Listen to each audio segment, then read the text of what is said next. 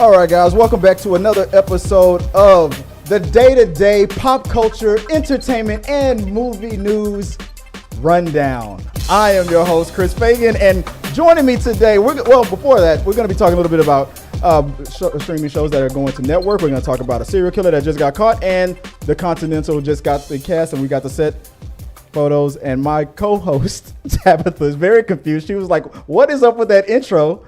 Tabs, how you doing? What's going on? I'm just here for the ride. That's what's going on. It's like fetch. He wants it to happen. He wants it to happen. Stop trying to make fetch happen. So that was the joke that before we started the show. Let me get my church reverend towel on. So I talked about this yesterday on the rundown. I said that I made that poll where I said, should I change the name? And I text Tabs. She was like, no. And I said, well, the reason why I wanted to change the name was because the rundown is so generic. There's about 30,000 shows on network TV called The Rundown. There's about 1 billion podcasts called The Rundown. And there's a bunch of YouTube channels called The Rundown. But if you make specific changes, like I said, whether the entertainment news rundown or this and that and the other, and I said, why don't I take this name, that name? I put a bunch of polls and people voted, and they unanimously, the majority voted to keep the show the same. So I decided to veto that. And I decided to put all the options and combine it together. I did change the name, but it's a full name situation. Like I said, my name is Christopher Wayne. You'll never know my other middle name. Only Joy knows that. Fagan. So, but you can call me Chris. So I decided to call the show exactly what it is. The day-to-day pop culture, entertainment, and movie news rundown. But it's just still the rundown. It's still the rundown. Everything on paper, it's still the rundown. Like nothing has changed. It's like people giving their kids like 3 middle names because nobody can make a decision. That's all it is. Exactly. Yeah. So on paper, the search engine and all that stuff, it'll still say the rundown. But on display, I might put all that blah, blah, blah, blah, blah, blah, blah, blah, the rundown on there. Just for my own. He really just likes to hear the sound of his own voice. So anytime he can make the sentence longer so that he can hear himself, that's really what it's amounting to. It was suggested on the other day when we did a show that he should just rename it the Christopher Fagan Show. Right? He loves the sound of his voice and the look of his face. But I hate that name. I don't want the show to be called the Christopher Fagan because I have an issue with my last name. I guess technically that's what the channel is, the Christopher Fagan Show. But I'm already being accused of jocking John Campea. So, he calls his stuff the John Campea Show. Like, you're definitely trying to be the Wish version of John Campea. The Wish version? I still love that. It cracks me up every time. First of all, as someone who has shopped at Wish. Now there's Temu. I know. I got the app, too. Yeah. Every time I hear Temu, I hear Limu, Temu. Fagan's Follies is what Kat said. I don't like that. Okay, so let's move on. We got a tight 60. Oh, we bumped it. Yeah. I decided to be realistic, So as I'm enjoying playing with my new deck, I like to push my deck. It's a nice black one too. Yeah, big black deck. That's exactly what it is. It's the Stream Deck. Algorithm DECK. Okay, don't ban me. No, okay, TikTok. I said deck. DECK. I did see a TikTok about that the other day. Yeah. Because it was like an Australian guy and he has a thick accent. When they say deck. Standing on his deck. And he's like, look at my big deck. My friend Jason Rodriguez. It's wide. He's talking about it. Oh my God. You know what you just reminded me of? Back when I was a leasing consultant at the apartment complex, I was sitting at my desk and I saw the assistant manager. He was chatting with a couple of prospective tenants, and all I could see was his name was Edgar. All I could see Edgar doing was he was just sitting there going like, and I was like, what the hell is he doing? So I waited for him to be done. He finished the tour, and they left. And I said, Edgar, what was that about when you were sitting there? And Edgar's a gay guy, and he's the assistant manager. Our coworker, his name was Lupe. Lupe was the assistant manager. Edgar was our in charge of rent control and all that stuff. And Lupe and Edgar always were messing with each other, teasing each other and joking on each other. I said, Lupe, when you were doing all this, what was that about? And he, without thinking, he goes, oh, I was describing Edgar's ass. See, you missed a solid opportunity, man. You should have walked up and can you please stop telling everybody about the size of my penis? You missed a solid opportunity, man. Solid. I messed up. But it was a funny moment. Anywho. For me, it's time to start the day-to-day pop culture, entertainment, and movie news rundown. So, guys, before I'm just enjoying it, guys. You know it is, guys. Remember to support the channel. How you can do that is by giving us a call. You can support the channel by hitting the like button. You can send super chats with your questions, comments, concerns. You can follow us on social media, Facebook, all that good stuff, Instagram, TikTok, or Threads. That's the new thing. Threads. We're there at T3 Media, so you can become a member. I have to start and join us live. But you can also support the channel by calling us at 281-406-1993. That's 281-406-1993. If you've been hurt in an accident, call 281-406-1993. Leave us a voicemail, and then you'll hear Tabatha go, For me. And we'll respond to your call as soon as possible. Also, if you want to support the channel, you can do that by going to our podcast. If you can't watch us live, you can watch the podcast or listen to the podcast. That's on Spotify, that's Amazon, Google, whatever your favorite podcast of choice. If you can't catch us live, but if you're joining us live, I appreciate you guys. We're going to be chatting with you guys live at the end of the show, so look out for that. Now, let's get into it. What is our first topic of the rundown after dark? From Collider, the Continental Images deliver a first look at Mel Gibson's John Wick villain. The prequel series will center on John Wick's friend and companion Winston and his early years, detailing how he came to be the owner of the Continental Hotel in the 1970s. Let's run down the cast. Heck yeah. I knew Tabatha was going to be excited about this one. Heck yeah. I showed her this. I said, "Oh yeah, we're definitely talking about this one." Any chance to think of Mel Gibson too as a bad guy who's A-okay in my book? Okay, I can see that. But yeah, on Collider they showed the cast, and I got them displayed right next to us right now. But let's look at these guys and what their names are right here. So we have. For the Continental series here, we have Mel Gibson as a crime kingpin called Cormac. We have Ayomi, if I'm saying that right, Adaguns. Yeah, I don't know how to say that name. Butchering that as Charon. Colin Woodell's is the younger version of Winston Scott. Winston was the right hand man, the man who recently passed away. Misha Prada as NYPD detective, KD. Jeremy Bobb as Mayhew. Jessica Elaine as Lou. We have Herbert Pointdu Jar as Miles. And we have Nung Kate as Yin. And Ben Robson as Frankie, who will serve as the older brother of Winston. Tabs, I'll throw it to you first, since you are a John Wick stan. What are you excited about most? What are you looking forward to most? I'm wholeheartely excited to kind of see if they're going to dive into what the bigger picture is of who's running everything, like what that group looks like, who they are, and kind of why they run things the way that they do. So that's really my hope for getting this kind of prequel backstory to some of the details that aren't necessarily in the John Wick movies. And then getting a full story of what Winston is and who he is and how he became what he is. And so I'm just kind of just thrilled to get like almost just more information. I enjoy the storyline so much. For me. I really do. I enjoy the storyline so much that I'm just excited to get more information about it. So like that's just the best part in my aspect of what I'm looking forward to is seeing what brings about the details. It felt like you were doing like a Folgers Crystals commercial, like the best part of waking up is Winston in your cup, right? Yes. I mean, who doesn't love a good Winston? So what about you, babe? What are you looking for? Are you looking for, this is going to be on what, Paramount, right? or Peacock. Are you looking forward to this one at all? I mean, I love John Wick, so I hope that this is good. Yeah, me too.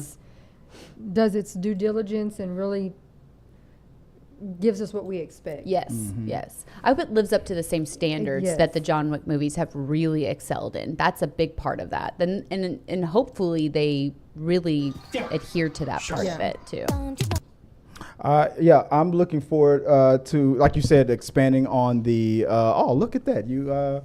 She's right on time with. I totally forgot about. I was already there, man. I knew you were going to forget. I forgot about Joy making fun of me. I put Tabatha in charge of the display right here, and she's like, "Bloop, own it." That's probably the only thing that's going to be displayed is John Wick. Every other topic is just going to be Continental. Screw the other topics. This is prettier. Yeah, she's going to just keep it on that. But yeah, I'm looking forward to, like I said, when I didn't know Mel Gibson was going to be this, and based on what we saw on the Expendables, he plays a good bad guy. And I guess since you said Mel Gibson isn't one of your favorite guys in the world, so him playing a bad guy, you know Works what? For me. If he's gonna be in it, let him be a villain. Means he's probably gonna. But what if it's a situation? Well, because this is a series, so what if this is a situation where he's going to be the villain like throughout the series? Like he's not gonna die like right away. Okay. I can see him being. I can harbor hate. You can right, but that You everybody can build else. on it. Maybe. Yeah, I can. It's right. Yeah, exactly. Tabitha's gonna be like, it doesn't matter because we don't see you in the movies, so you're dead. You're probably dead. So that's what she's mostly happy about, mostly. But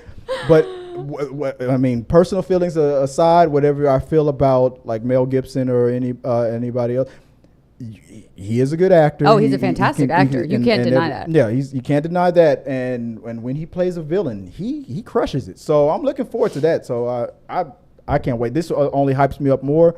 Did it say, or did I write down when? I think it said something like August. I think it's supposed to be coming out. Right? It doesn't say. I forgot. I know it's written somewhere, but I forgot to. August of. When? This year. It's coming out this year. I know it's coming out this year. I mean, that's like in 4 weeks. Yeah, all right. So I'm looking forward to it. I can't wait to check it out. So let us know what you guys think. Are you interested in checking out the Continental, the new John Wick spinoff? I believe there's another spinoff. Was the it ballet? The ballet one. Yeah. But did they say that was going to be a movie or? I think it's a series too. That's a series as well. I thought that one was supposed to be a movie. I thought that was supposed to be a movie, but it's probably. I mean, either or. I mean, hey, I'll take it. It says it's going to air its first episode September the 22nd. September. Okay, I was wrong. Okay, I thought they started them after school started, which is typically end of August, and so a lot of the shows and stuff for series, they tend to start either like right after that or in September, from what I've recognized. But of course, I don't know off the top of my head. So. Okay. Well, I mean, it's not that far away. I mean, right after August comes September. So there we go. So, guys, let us know what you guys think. Are you guys looking forward to the Continental? Are you hyped about the cast? Are you just whelmed? I'm looking forward to it. Does this do you have Peacock? I do, but I have to figure out how to get it on my main TV. What? I have a smart TV that I don't know how to get. You have a smart TV that's dumb? Yeah, I do. I think it's too old of a smart TV. Like because it's a huge. I invested when it was this massive TV, smart TV. You got one of those first generation smart TVs? Not first. I'm thinking I'm like in the third generation, but it's like I can't get a new app on there. And I'm like, it doesn't have Peacock because I don't think Peacock was around. No. And so, yeah, that makes sense. And so I don't know how to get that app on there. Yes. Okay. That so makes sense. I'm a little stumped. Your TV's like you only get the OG. I know, right? Yeah. So nothing else. We had a Roku that you had for years. You had it before I met you. And it was at the time it was the most latest state of the art Roku, but it wasn't adaptable to the.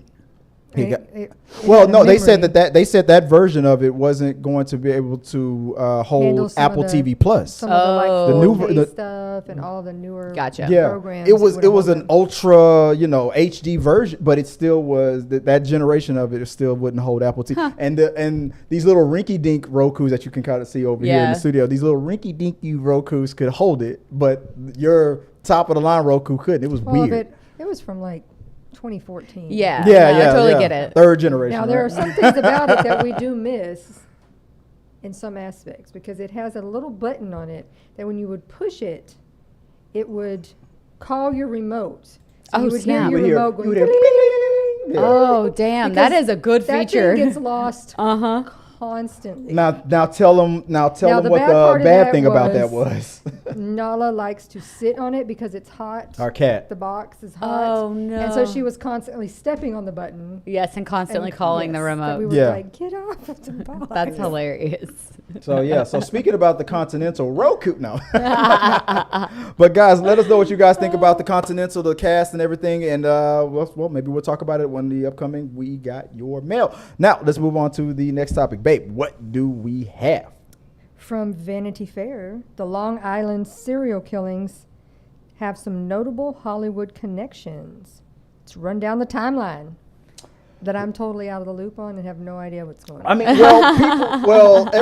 all the major networks were talking about I this was on because TikTok there was. looking at a lot of other stuff. Yeah. So I So- don't know what this is. So there was a serial killer who's been at large since the early 2000s to 2011 and whatnot. There's been some unalivings in New York, and they were tied to this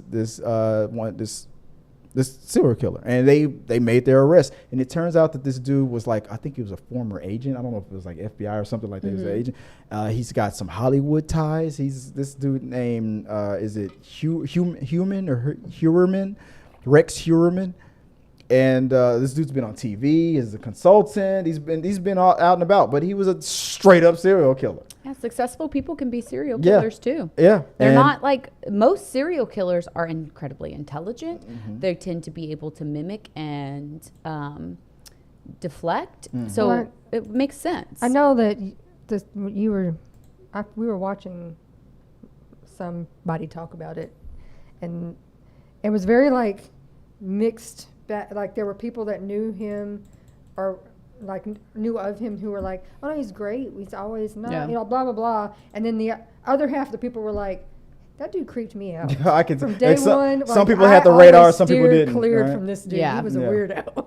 And that may be a lack of masking in those moments. So that's one of those things they say serial killers have the ability to empathize. And when they empathize, they're high abilities to Or mimic empathize. empathy? They know they actually can empathize. That's how they're able to mimic, because they can empathize so well that they can replicate what the other person is doing. Mm-hmm. And so but yeah, the mimicking aspect is, maybe their mask was down and those people got a glimpse of what the true self is, and they were like, oh crap. The number of victims that they have. It's a lot. Yeah. It is a lot that are, and there's one he's not being charged with because I guess they haven't made the full connection. Right. If I'm not I mistaken. think something like that. Yeah. Yeah, and so, but yeah, there's The Long Island Killer. Yeah, it's kind I of. heard his wife's already filed divorce. I hope I'm so. out of that. Jesus. Quickly. Yeah, exactly. This is not a stand by your man moment. No. But the one weird thing about this is, and I'll make this a clip. I forgot to hit I forgot to hit the record button for it. Anyway, that's something else. But the one thing I'm gonna make a comparison to, when I saw that it was a situation where his wife obviously was unaware of it, Yeah. and the cops were the ones who were the first ones to tell her about it.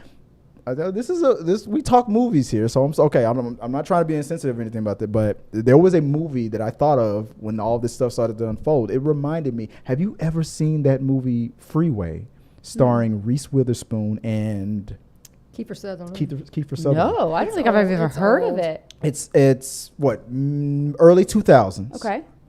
It's called Freeway. It was about a white girl, Reese Witherspoon, who was born and raised in the hood. Like, she's straight up hood. Okay. Her black boyfriend and all that stuff gets killed. She runs away from home, and then she gets picked up by Kiefer Sutherland, who turns out to be a killer. Okay. And the whole movie is themed around. It's a modern telling of Little Red Riding Hood. Kiefer Sutherland is the big bad wolf. She's Little Red Riding Hood. Okay. It's from All- 96. It's 96. Oh, because So midnight. she was really young when she Yeah, I was she- gonna yeah. say, 'cause there was a few movies that she was in that were in the 90s Yeah. where, she was young, but then she was getting it, because she did Cruel Intentions. Yeah. This is before Cruel Intentions. Yeah, so this had to have been before then. But it's one of my favorite Reese Witherspoon movies, and for some reason, this reminded me of this because because the target of women that he targeted was women that he targeted, and it was that moment where the wife, Brooke Shields was the wife. It was his wife. I had no idea. I had no idea, and the insensitive cop that told her that they got a warrant for his like backyard shed or something like that, and then all this evidence of pictures and video and all this stuff like poured out with it, like she just got and the cop was like so insensitive about it. It was like, oh yeah, look at this shit, like right here, blah blah blah, and she ran away, and his partner was all like do you have to be that hard on her? And he was like, man, fuck her. Like he did not care because all these victims that went ignored, and he was pissed off about that. And then she went into the house and. But then she's a victim herself. Exactly. And that's why, I mean, because this is the 90s, but today, obviously, we would have been more sensitive about it. But it's not even about a matter of being insensitive. I mean, women don't even know when their husbands are cheating sometimes. Why would, if somebody is this much of a manipulator and this much of why'd you have to land on husbands? People cheat. Well, because we were talking about a husband and a wife not knowing. But like, if cheating can go undetected, why in the world would somebody think that this could go undetected if they are skilled in the ways of creating this? I mean, hell, we made a show about it that was freaking amazing called Dexter. How many of his girlfriends and wives did not know? He was able to mimic, like we said, the empathy and all that stuff, and what hide in plain sight. Was supposed to do and hide in plain sight. Hell, he worked for the police department. They didn't know it was him. Yeah. So we saying all those. So police why would the wife know? Yeah. Exactly. You're right. Reese Witherspoon beat the crap out of him. Oh yeah. It was so. Hell yeah. It followed that big bad wolf, that Little Red Riding Hood story. All the way to the grandma part. Oh, it even went there. I'm gonna go watch this. This I'm telling you, watch this. Please watch this movie. I love Reese Witherspoon, so that's an easy one for me. But there was another movie. She's I guess was in a lot of like risque movies as a young actress because, and I keep doing that. I should not have to call her an actress. She's an actor. But woke. I know, right? So, like, but she was in, wasn't it her that was in the movie where she basically gets some fun time on a Ferris wheel when she was young? Oh, that movie now today is very Fear. Oh yeah, with Mark Wahlberg. Yeah, and you know what? I have a beef with that movie because that was during that time when Mark Wahlberg was acting like an a-hole, and he was, this is Rundown After Dark. He was an asshole, and he was doing a bunch of racist stuff back then, and he's trying to whitewash today, but it's evident. Well, he was a douchebag in He was a very big douchebag back then. He was not a good person. But then it was so hard because you're like, oh, but he's so pretty. But he did. I actually don't think Mark Wahlberg is attractive. Because he has a penis. I don't know. It actually has nothing. Keanu Reeves I'm in love with.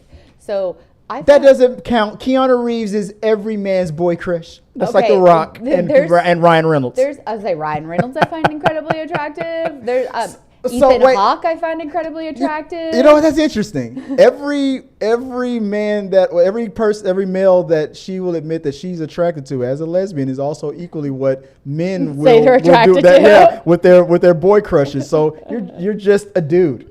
Well, he was my type at the time. Yeah. But that movie definitely, the title and his acting. Yeah. Fear. That was before she went black and didn't go back. Oh.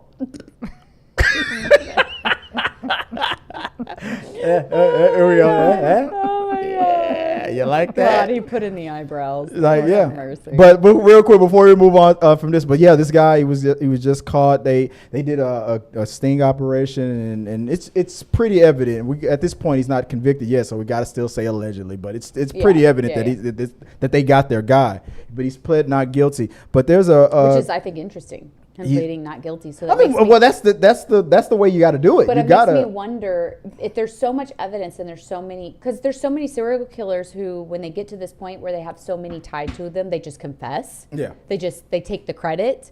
He's pleading not guilty, so it makes me wonder how he's going to proceed. You think he's one of those guys that's like, I got so many evidence of unsolved crimes that you're gonna give me a better deal. Yeah, like, something like that. Yeah, like I think I'm curious how he's gonna do this. He's gonna play it? Play his especially card. since he apparently has a background. Like he has in- connections too. So yeah, it really does kind of make you wonder where that's gonna go. Yeah. So yeah, we have a what was it? We have a rundown of the timeline of kind of what he went through. Baby, can you mind reading those off real quick? The Suffolk County Police on Long Island have made an arrest in the Gilgo Beach serial killings case that has fascinated true crime enthusiasts for over a decade. The suspect, 59-year-old architect Rex Heuermann, has been charged with 6 counts of murder for the slayings of Melissa Barthelme, Megan Waterman, and Amber Costello, and prime suspect in the 2007 disappearance and death of Maureen Brainerd Barnes, but he's not been charged in that case. Heuermann has pleaded not guilty to all charges. DNA evidence recovered from a discarded pizza crust and strands of Heuermann's wife's hair That's what I was looking for. allegedly matched evidence found on one of the victims. The victims, most of them sex workers, were found along a highway near Heuermann's home between 2010 and 2011. Yeah. Several other bodies have been found in the area in subsequent years, believed to be the work of the same killer. Rodney Harrison, the current Suffolk County Police Commissioner, reopened the dormant search for the serial killer last year and expressed confidence in solving the case. Rex Heuermann remains in custody without bail, and a 32-page document outlining the allegations against him has been filed by prosecutors. Lost Girls? Is that part of this? That's the name of the documentary. the doc, yeah. Lost Girls is available for streaming on Netflix. Actor Billy Baldwin revealed on social media that he went to high school with the suspect. Baldwin clarified that his mention of DNA test kit 23andMe was in reference to forensic DNA testing, which can be used to link suspects to crimes. That was one of the interesting things about the situation that Alec Baldwin had Hollywood ties and things like that. So it's like, I mean, I guess the information might have leaked or come out anyway. But I mean, why even mention it? I wouldn't even have mentioned it. I think maybe mentioning it in the sense of maybe he's trying to make sure that everybody knows he has ties so that he's held accountable. And I mean, he just went to high school with the dude. Yeah, but if he went to high school with him and then maybe he's saying, hey, he might have other connections. Yeah. Like, that would be my positive way of looking at it. Yeah. You know, trying to hope for the best. Does anybody else get freaked out? Like, in this picture, he looks like he's smirking. I mean, he seems like one of those dudes that's like, I'm the smartest guy in the room, assholes. Yeah, you know? like he's smirking. It's freaking me out, man. Like, I'm staring at me over here. He makes me wanna, it's making me want to pee. I don't like it. I don't like it. I don't like it. He's not. For me. He's not for me. He's not. Oh yeah. So that story got real interesting and weird. Let us know what you guys think about it in the comments below. Maybe we'll talk about it later on We Got Your Mail. Let's move on to the next topic of the day. Since the return of Carlee Russel after her disappearance, many people online have been supportive and grateful that she was found alive after her disappearance, where others were skeptical and lashed out online to share conspiracies. Her defenders asked for calm, and her detractors continued to pick apart.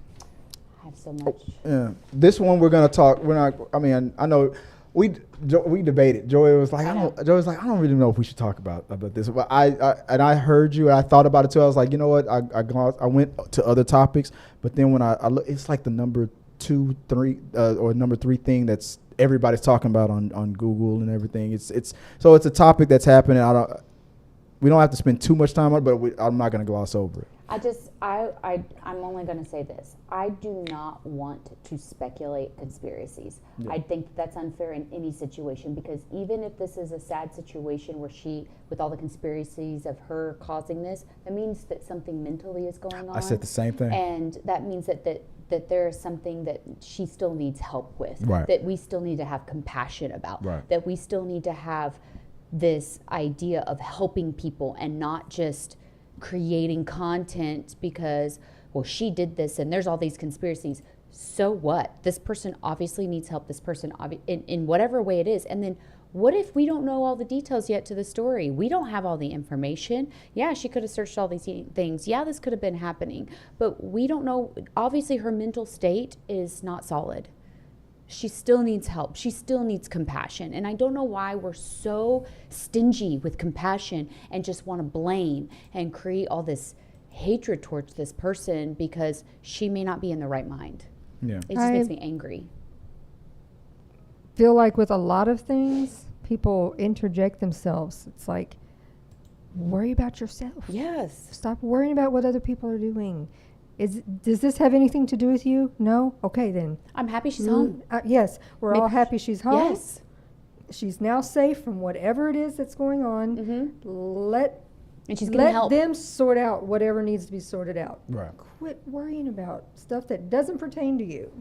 It makes me mad that people are mad. Like I've heard some things of people being mad at her because of this happening. And I'm like, you're angry that somebody is going through something and did something that maybe they shouldn't have done. We don't even know yet. And that they're home and getting the help they need. Why is that something to be mad about? One of the things that was discussed on it is, and I think me and you talked about it a little bit last night, it was people are constantly, especially nowadays, being preached to, and then when they follow suit, they don't want to feel like they were duped. And when I say that, this is what I mean. We're constantly in these situations where a young black woman is being kidnapped, or any person of color as unalived, and something that happens where the narrative is, and if it's not a white person or a white woman, the media is not going to gravitate to the story or even give a damn. So in this one, early on, and I'll give people credit and the media credit. On this story, once it buzzed on TikTok to Twitter and everything, then the media gravitated toward it fast. It was as if like subconsciously everybody was like, this black woman, we're not going to ignore. We're going to report it. But everybody in the back of their mind was like, she's probably the worst thing that could happen to her. That's probably the situation. But we're not going to ignore it. And then once and then when she was found, it was like it's a good news story. But then immediately, people started to sniff out or feel or speculate. Now, whether those speculations are founded or not, that's one thing. But because I saw people online was like the conspiracy theories about, well, maybe she was maybe this, maybe that. It didn't fit the narrative of who she is as a person. And so like it was like you said, like calm down with all this negative crap about it. The good news is that she was found alive. It's like, one person on TikTok was like, well, what do you want? You feel like are you disappointed? Exactly. You're disappointed that the worst thing didn't happen to her. What about you were all hopeful that she was found alive, and she was found alive. And the second she was found alive, you immediately go, how can we prove that this was all BS? Unfortunately, and then. So what if it's BS? Then that became the argument. So what? Well, a couple things. One, there are people who are like, if it was BS, then what happens when the next time it happens to somebody else and it's real? No. This is what you do. Do you know how many times like kids have run away and we've sent out Amber Alerts and it was just a kid pissed off at his parents for running away? So the fuck what?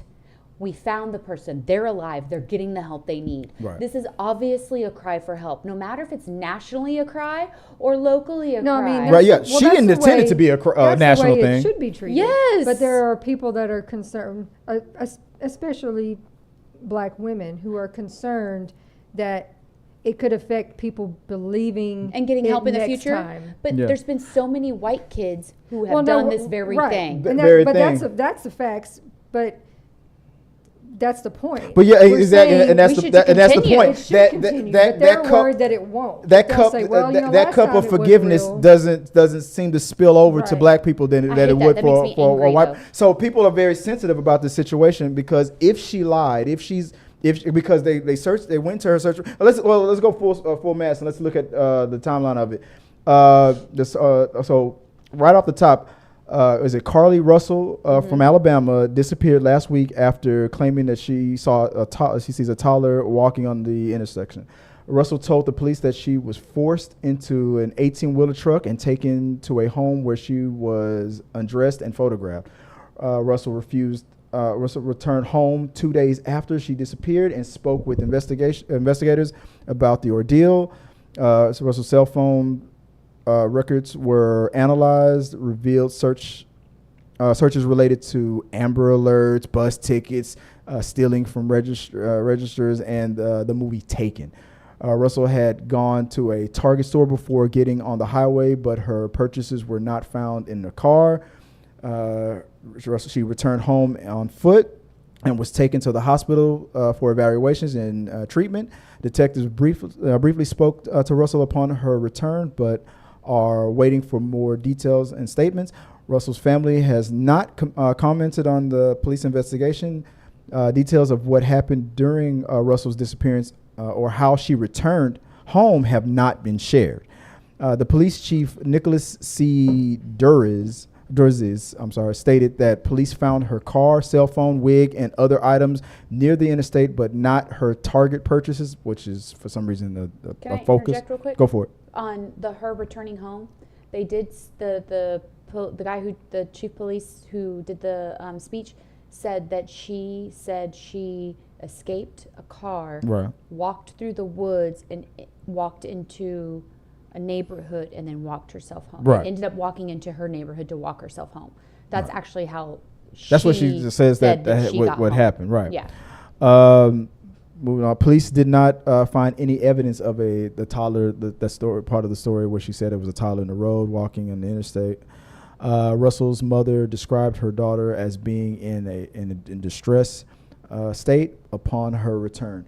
Now, the whole thing that everybody's what kind of happened on like TikTok, for example, was like the people who were naysayers when they piped up, then people who were supportive immediately, hit up like, why are you being so like that and blah blah blah. And then when the police came out with why did she search for the movie Taken? Why did she search about the Amber Alert they're before? running with it, I'm sure. Yeah. Now they have something. Now it's like, see, something's fishy about that. Now let's say for the sake of argument that this was fabricated and she did engineer this and it wasn't true. I said yesterday exactly what you're saying now. That means something, whether it's a mental state or something negative that's happening in her life at home, or for some reason she felt like she needed to get away. Guess what? There's something going on. And guess what? As a community, as a society, we banded together.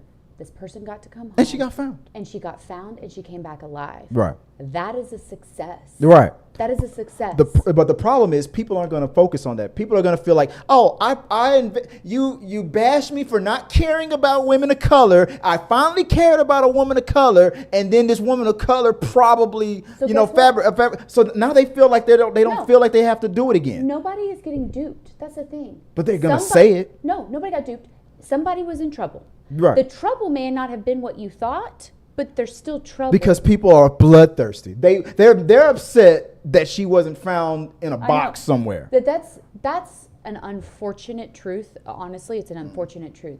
And what we get to do as people in this podcast, as people who are not extremists, we get to go, there was still trouble. We still found a solution to trouble, and we got to come together as a society and show what we can do successfully for someone who ultimately hasn't been getting the success and support before. And guess what it did? It did good. This person is home alive. No matter the reasons of what all this happened for, she obviously needed help. She's getting the help that she deserves to get, because every person deserves help. And we contributed to that. We shared the things we needed to share. We talked about the situation. And instead of focusing on the fact of how she may have done your mental state wrong because you had to put in work for somebody who you felt lied, people who need help still lie. People who need help still do things that maybe don't make sense to you. Right. That's why they're making these extravagant cries for help. Yeah. This could have been the only way she felt like she could have gotten help.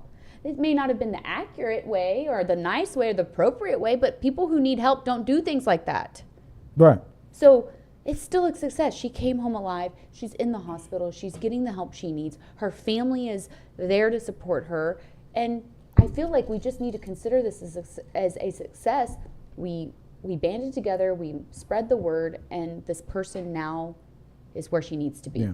We could easily move on and go, look, okay, all's well that ends well. She was found alive. That was the outcome you claimed you wanted. Yep. You want the fact that she was found now it's like all the bloodthirsty a-holes out there is like, no, because what is I'm always accused of bringing up John Campy. What does John Campy always say? When your speculation become expectation, that's when we have a problem. You wanted to find that, you expected her to be not found alive. That's what most of y'all, the naysayers, wanted. And when it wasn't that situation, then you was like, no, foul. Dude, you weren't robbed of anything. Nope. I mean, I honestly feel like let's say anybody who would go to this, let's say 100% that this was all orchestrated and fabricated and she did this, then that means something's going on. It's because people are stingy with their compassion. Their compassion was the only thing that was taken from them.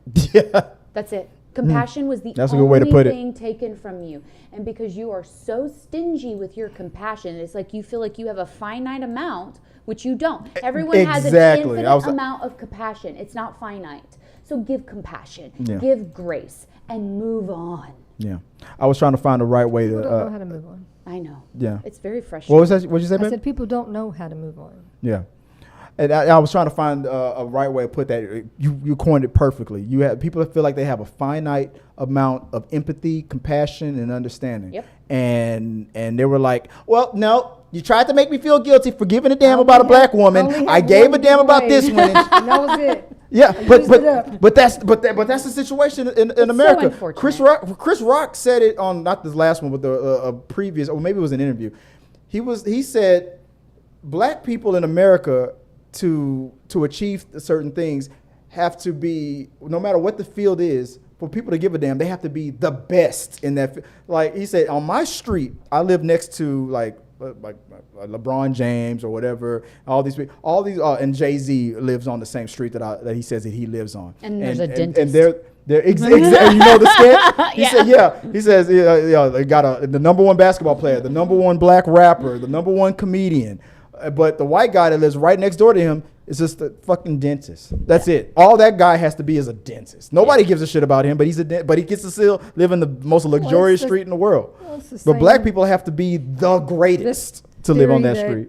You know, when people talk about just in general things, they're like, I do 1,000 things right every day. Right. The only thing anybody cares about is when the I do one something wrong thing that I did. Nobody ever goes, well, yeah, but you did all these other right things. So, yeah, I know. It's just, no, we just ignore all those things and only go, yeah, but you really messed up over here. It's society's gaslighting.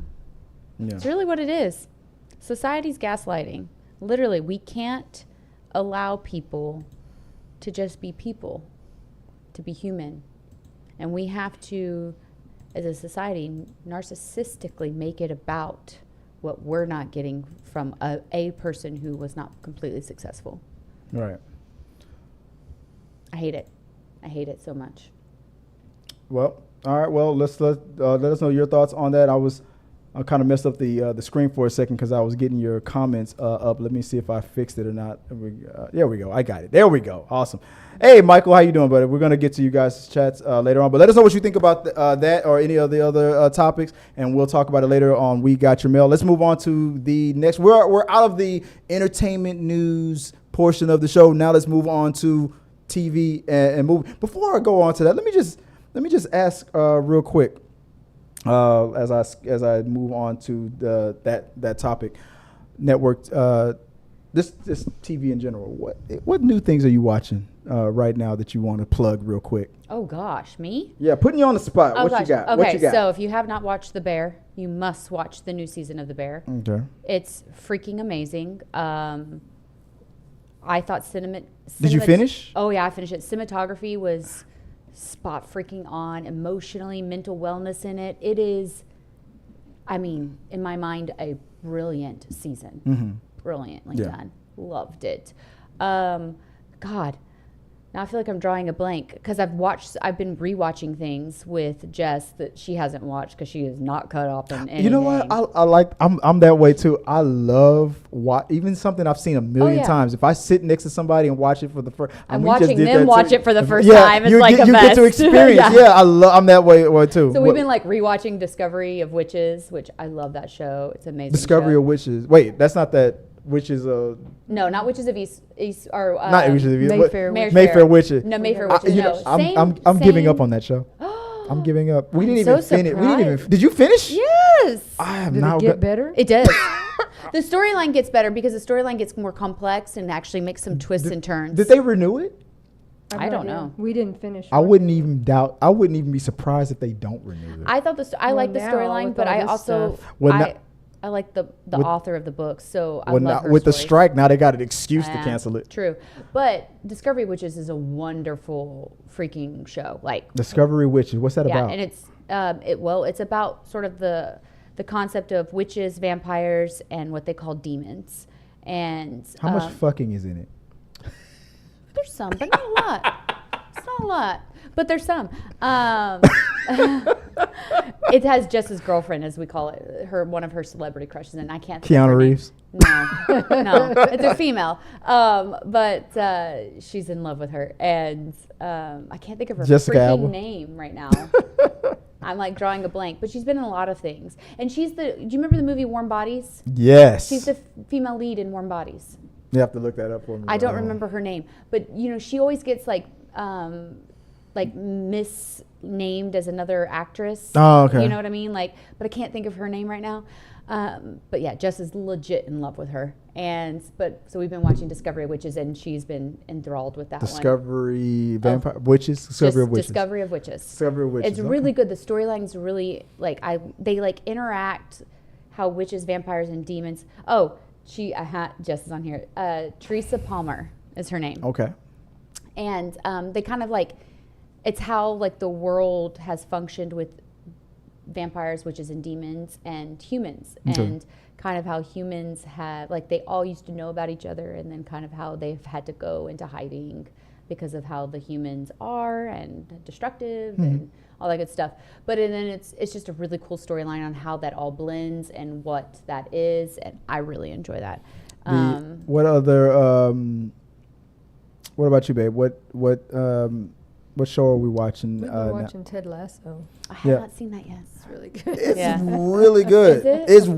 It's so good. Everything that people say about it, how positive it is and whatnot, I was like, it's 100% true. It's great. We need to our one of our shows came back last week, and we haven't. Oh, the vampire one. What We Do in the Shadows. Oh, I love that. I haven't watched that in so long, y'all, and I need to get back into that. Somebody said that what season is this? Season 4, right? I think so. And somebody said that season 3 felt like it was a dip, but they also said that season 4 they're back. Okay. They're back to the level that season 1 and season 2. I know we have our Only Murders in the Building is coming out in a few weeks. Oh, and we also have our other show coming back next week, Minx. Mm-hmm. Oh, I haven't watched that. Yeah, that moved to Stars. Yeah, it was on HBO. I remember it was on HBO, got canceled, and then somebody we were like, wow, it was really funny. Yeah. And it was good. But it got changed. Stars bought it from them. Okay. Yeah. I've been rewatching Suits. I love that show, this lawyers show. It's on Jess is obsessed with Suits. Suits is awesome. I kind of there's a lot of misogyny in it, and it starts to irritate me because I fall asleep to her watching it. And so I'm dreaming of misogyny, and it just irritates the shit out of me. I don't see misogyny. Well, of course you don't, because you're male. I mean, that's not fair. You're saying that I can't see misogyny? No, I'm not saying you can't. You just may choose not to. I chose not to. There you go. Because that theme song is awesome. And just like that, the extend on HBO on Max, Sex and City. Yeah. And just like that, we've added people of color to the cast. I'm not watching that shit. Really? It's actually really good. Not gonna watch it. I'm a misogynist. I never watched the Sex and the City. Okay, so wasn't obsessed with Sex and the City, but I watched it, and then I actually prefer the current. And just like that, because it's LGBTQ positive. It's racially positive. There's a lot of integration of what's like how our world is now. And so the storyline's really interesting, and it dealt with grief, and I kind of there's some stuff with grief that really resonated with me, and like I kind of took a step back and going, oh my God, that's like what it's like. That's real. And it was interesting just in this concept of like her second year in grief, and they made the comment that the second year is harder than the first year, and people don't talk about that. And for me, it hit because for me, when you're in grief, like your life does continue it has to continue. And then when you get really happy and yet you're still in grief, it's compounded with guilt. Yeah. You have a massive amount of guilt with it, and this weird like, I don't feel like I should be this happy. I'm supposed to be grieving, or am I supposed to be happy and not? It's this weird combination. Yeah. But they touch on that, and I really liked the way that they did it. Yeah. And so there's a lot of things. I really thought that so far, because it's not all out, it's continuously coming out. I really thought that they've done a really good job of their storylines and where they're taking their storylines and how it's relevant to today. And it just resonated with me on that topic. So well, I know it has a. You need to watch Shrinking. I've been wanting to watch because that one's all good things. Grief. Oh yes, stuff. That's a good show. His wife passed away, and that's where it starts. Yeah, it's been. They say how long it's been, but yeah, he can't seem to get back on the path. It's an interesting. It's such an interesting thing, the whole concept of moving forward with your life and still being in grief. And I will say the bear touched on that, and the whole concept of the bear is because his brother dies, and so this season really focused on mental wellness and the mentality of the people that are in this situation. And I just there's a lot of like interesting concepts that they hit really well with mental wellness in the bear, and I just really loved it. And it deals with some mental illness, bipolar. They show in the bear. Oh my God, there's a Christmas scene in the bear. In which season? The new season. Okay, yeah, I'm only like on gut. Season 1, episode 3 or something like that. It hurt my gut because I was like, I've experienced similarities to this, and when you're with someone who has a mental illness and you're doing your life and you're trying to do normalcies, and then they just displayed how you go through it and how sometimes you have to sit in it and accept it for what it is. And these people, were accepting a behavior they didn't deserve, but they were recognizing it as something that this person couldn't help necessarily. Yeah. And so there was just a lot of things. The Bear is just, when I tell you that the Bears this season, I think it might be my favorite. Oh, a lot of people have been saying that. It's really my favorite, I think. The cast that I've heard that they brought in for season 2, I can't wait to catch up to it.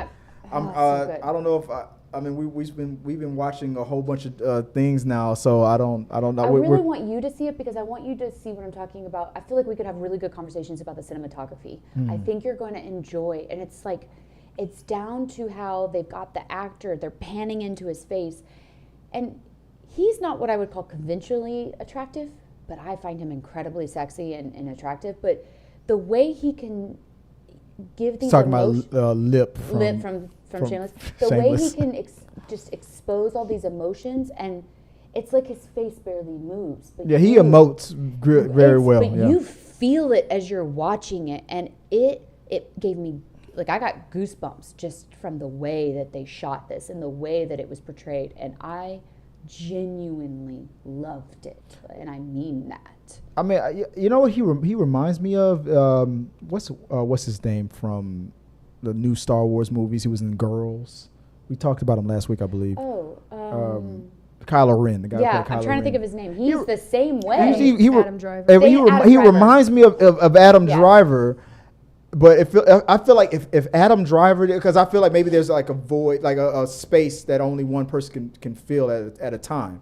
And if Adam Driver didn't transcend from television, where he was in HBO's Girls, to making it into movies, I believe that he might actor might have hit that. But Adam Driver just luckily got it. I feel like that he is the way that the way he did Shameless, I was in love with him as Lip. And Lip was a hot fucking mess. And I'm in love with him as his character in Bear. Yeah. And he really does have this way of portraying his characters in this genuine, complex way. And his acting just... Yeah, I 100% believe he probably would be Kylo Ren if it wasn't for Adam Driver. But I love Adam Driver, too, because Adam Driver has that same quality. Maybe they should do a movie together. I know. Can you imagine? I might explode. I don't know if I can handle that. We're patiently waiting for Evil. Yeah, that's the movie. That's the show you're waiting to come out. But it's still, it's done. Yeah. We're just waiting for it to be released. And that's what we're about Normally to get. It's like right now, and they're just silent about. Yeah. So that leads us into our current topic with television, babe. What do we have? What did I write down right there, real fast? From IGN.com, Miss Marvel, the Disney Plus series, is coming to ABC in August. The broadcast premiere of Paramount Network's Yellowstone, TV's #1 series, is going to be on CBS. Also on the UK version of Ghost is going to be paired with the American version of Ghost. That's also going to be on CBS. Okay. With the writers and actor strikes going on, studios are scrambling to provide more content to viewers to weather the storm. Yeah, I messed that up. I should have put that first on before you listed out the Yellowstone.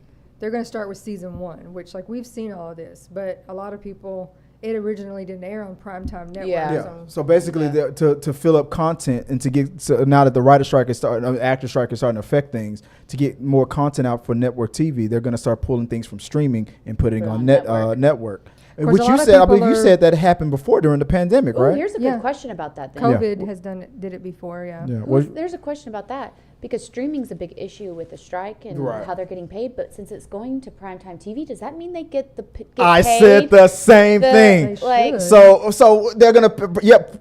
Technically, yes. Okay. So that would mean that the shows that they do pull from streaming and they put on network, because there's going to be commercials and stuff. So technically, those actors will have to get compensated for the commercial money that's going to come in when it's on network TV. Why don't they? Oh, this is so stupid. But that's like 1, 2, or 3, a couple series here and there versus the hundreds and thousands of the ones that are on streaming. A lot of people I've seen in comments are like, how exactly are they going to put Yellowstone on primetime network? Because with a lot of editing. Because that show is cuss word heavy and adult themed heavy.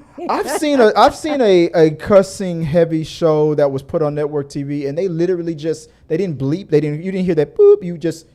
They literally just. Maybe the network will get loosen the belt straps and just start allowing. Oh, Yellowstone is heavy. But what people don't realize is that because either you just hire a master editor to file it down so it can be fit for network TV.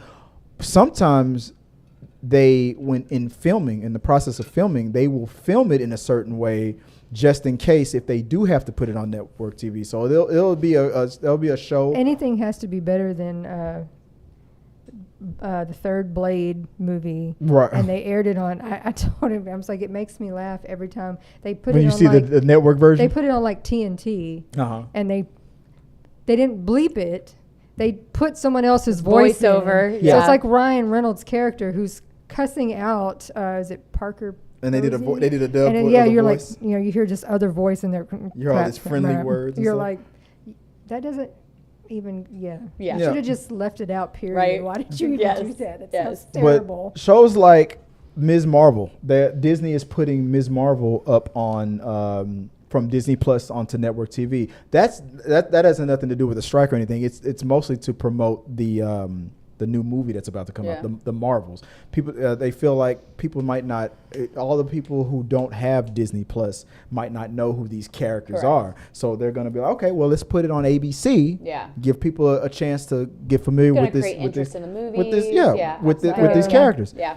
I felt like they should have did well. They should have did it with Miss Marvel, and they should also do it with WandaVision because the other character that's on the Marvels So like is on WandaVision. The American version of Ghosts, of course, will be reruns because it's from here and we've all seen it. You know about Ghosts, right? We talked about that. The TV show where the girl who she can see the ghost. She inherited a house and she can see the ghosts that are in the house. All of this sounds very familiar. Yeah. Well, of course. It's based on a British TV show called Ghosts. Of the same name. Yeah. And because we're never of course, original. most Americans have never seen the British version. We have, but most of them haven't. So they're going to air the British version to follow the American. And that's the problem. They're gonna put it on network TV, and that's fine. But they're gonna put it on right after the latest or the newest episode of the American version. I think they're burning the candle on both ends. I think they should, while the American version is on hiatus or between seasons, they should play the episodes. Now, these episodes from the UK version are years old, but you know, because Americans haven't seen it, it's going to be new to us. I feel like they should play it during the American version's downtime between seasons, but they're going to play them back to back. Okay, but let me ask this. Like there's an American office and there's a British office. Right, perfect example. So a lot of people who have seen the British office don't necessarily like the American office.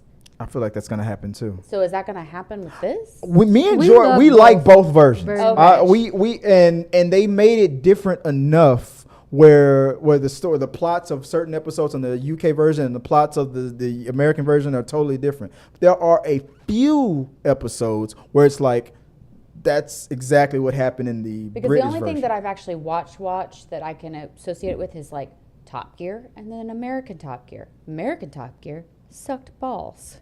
What the hell is Top Gear? Oh my God. It's a British, it's a car show. Yeah. Oh my God, it's like the best car show ever. I thought you said Top Gun. I'm like, who the fuck is watching that? Top Gear. First of all, the best freaking car show ever. Ever. Okay. Pimp My Ride. Oh my God. No. That's the best. That's the best show. We've enjoyed both very much. I love, I was an original. I've been watching Top Gear UK for literally since its conception, forever. Been obsessed with it. Love it. Had a dream of being on the show. So that will never happen. Huh? You don't like the American version? I don't like well, I did not like the original American version. Now, I love me some Dax Shepard, so I will watch their version of it. Yeah. But the first few seasons where Dax was not on it, then I don't like the American version. But because that camaraderie, wow, I can't say that word. Say it again. Camaraderie. Yeah. Man, I could not get that out today. Everybody in the live stream only heard the first part. I know. So that was so intense and so perfect that it made it very difficult for me to like the American show. It just didn't have the same vibe. For me. So that would be the only way I could, if that's going to happen, why would they even bring in the UK What was the opposite situation for The Office? I mean, the American version overtook. Yeah, people love the American version, but a lot of Americans never saw the UK version. Right. So that's where kind of the American version of The Office took off. Then came the rivalry between Parks and Rec and The Office, because you had that sort of... I think the characters on this one are different enough that it's not like watching an episode and then seeing the exact same episode and going, wow, they did it better over here. Yeah. They're different enough. Different characters. Like for example, one of the ghosts in the UK version is a caveman. That died obviously thousands of years, millions of years ago, and he's been a caveman. And the equivalent of that in the American version is the Native American. Oh, okay. And the Viking. And there goes my other point. A lot of the ghosts from the UK version are they would be associated with their history. Yeah, associated with their history for being in Europe. But the equivalent for America, I mean, it's like an amalgam. There's one character, like you said, there's the caveman ghost in UK version. But in America, there's both the Native American and the Viking. I think they both are the equivalent of the caveman. And then there's two characters that are exactly the same. There's a Wall Street type dude in the UK version who died not wearing pants, so his ghost form doesn't have Not pants. pants. And the American version, same thing. Wall Street dude, no pants. Wait, is this I saw a TikTok or a video. I don't know if y'all sent it to me. I saw it somewhere where the chick died in a car and she was trapped with the car. Yes, that was in the American version. That's the American version. That didn't happen in the UK version. Okay, so I do know what we're talking about now in the sense I can visualize it. Yeah, so there's certain ghost Okay. that's why I love this show, because there's certain rules where it depends on where you died, and Yeah. and you will be zoned to a certain area because of where you died. Okay, She can't leave I think the I'm car. gonna. I think I'm gonna watch this now. And to they're- catch up. they're- The American term- version or the British version? I think I want to start with the British version. I like them both. I like very them much. both, but we've lately become more familiar with the Well, American because version we've been it's the latest thing we've seen. The British version has a new season that came out. It's almost been a year. Okay. And And it's still- usually, it's not like available to watch. 6 to 7 months later, like HBO is the one who's been airing it. Will put it on, Okay. Yeah. but they haven't. And Oh. now, see, it's been bought by CBS to be Okay. aired. Now they're Okay. So the whole question. we were behind a season because Gotcha. it's not available for us to watch. I think if I watch the British version first, then I go to the what's available, and then I can go to the American version. I'm going to be able to see the comparisons and kind of see what y'all were talking about in that sense. So I think I'm going to try it that way. But I'm highly intrigued in watching this now. But going back to the topic of the Like we were hoping that it's like there would be some way for them to have a crossover because we feel like they're very. We don't feel like, oh, we hate this. We love them both. So Okay. I feel like a crossover could happen, but that goes into what the topic of this segment is about. The fact that since the writers' strike, that they're desperate since they can't create new content because the writers are on strike and the actors are on strike. So what will they do? There's going to be a year mostly in 2024 where we're going to probably get a lot of reality TV because they're going to be struggling with content. They come up with all sorts of new. Well, what if they were to do what y'all are talking about? Like they're showing both of these now. Yeah. They're airing both of these. What if that's to lead to a crossover? I feel like that. I feel like I think that's more likely than ever before because of this. Because if the American viewers get familiar now with the UK version, Then they're a crossover. They're gonna add demand. Could actually be a thing. If it's well received, they'll demand a crossover. Or it could just even be a few of the characters. You know? Well, they can't leave the UK because they're trapped in that house it would have to be either. But what if one of them somebody's taking a trip? Yeah. What if somebody's trapped to an item?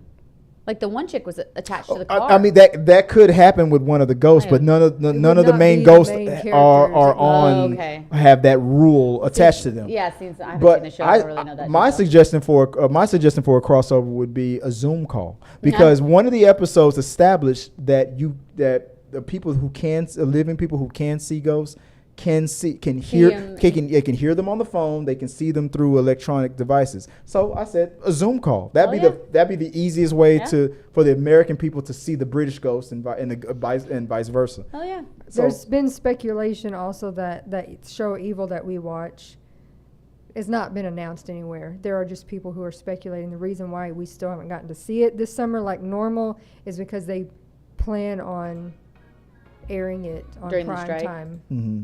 It was originally a primetime show. Okay. It's the first season only, and then COVID happened, and everything got delayed. Okay. And then it was renewed, but everything was delayed. And when they finally started getting back to filming again, they decided, no, we're going to push it to our streaming channel only and not put it back on primetime.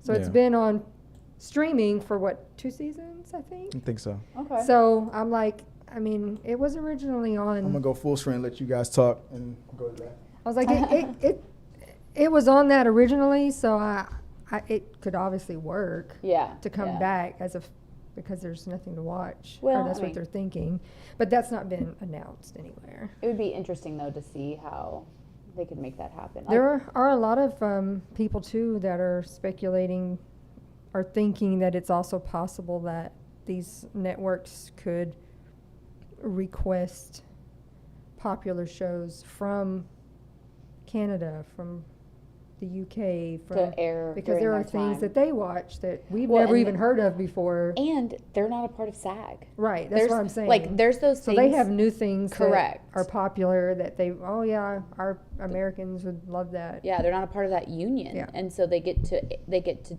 those actors who are not a part of the SAG union, who are part of the British union, have different contracts, have different things. That's why, like, they were saying, was it House of Dragons? Mm-hmm. Those actors are not a part of SAG. They're a part of the British union. So therefore, that'll still air normally. It's not going to get delayed, is what they're saying, because it's not part of those contracts. So I think it's going to be interesting to see how that plays out, for sure. Yeah. What's the next topic? The next topic. Let me get my bearings. Throwback Thursday. I was wash my hands. Throwback Thursday. Throwback What are Thursday. you throwing it back to, man? Well, let me get the topic on there real quick. What are we on? Topic Throw number it back. 6. What topic are we on? There we go. Throwback Thursday. Oh yeah, she even got the background to go. That's at the exact same time. That was good. All right, this is the part of the show where we talk about movies and shows that have hit the 10-year and the 20-year mark. And today we have There's some good ones today. let's see if I can go full screen here right quick. We have turning 10 years old today will be The Conjuring, the first Conjuring movie. Also Red Part 2. I like Red 2. Turning 20 years old, Tomb Raider. Hell and yeah.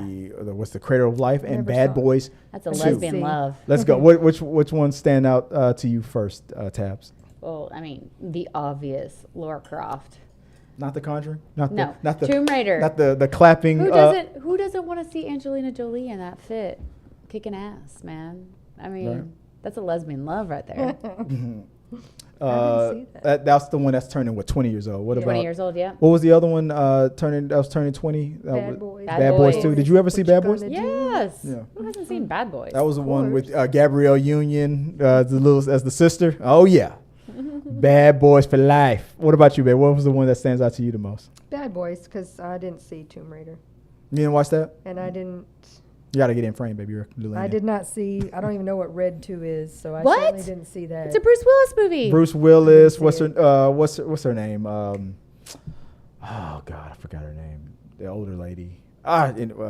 She's right there next to next to John Malkovich. Right there in that. I can't see what You you're can't- right you're there. right- You're right there. In the screen Dude, right there. there's literally things blocking Anyway. the image for I me. didn't watch a lot of movies in that time. During that time, Yeah. mid 2000s. One that stands out For me, for me, yeah, would be Bad Boys 2, obviously. you can't go wrong with Bad Boys 2.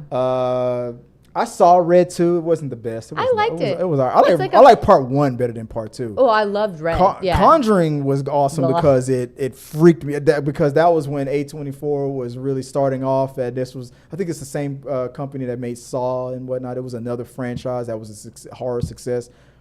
A24, they was it A24? Or am I thinking about something else? Another company. Anyway, whatever the production company.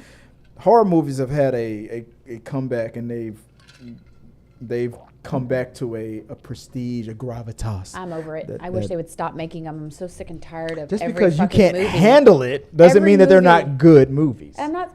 I don't enjoy them, so they're not good for me. For me. For yeah. me. Well, those are the ones that are turning 20 and 10 years old. Those are the ones that stand out to us.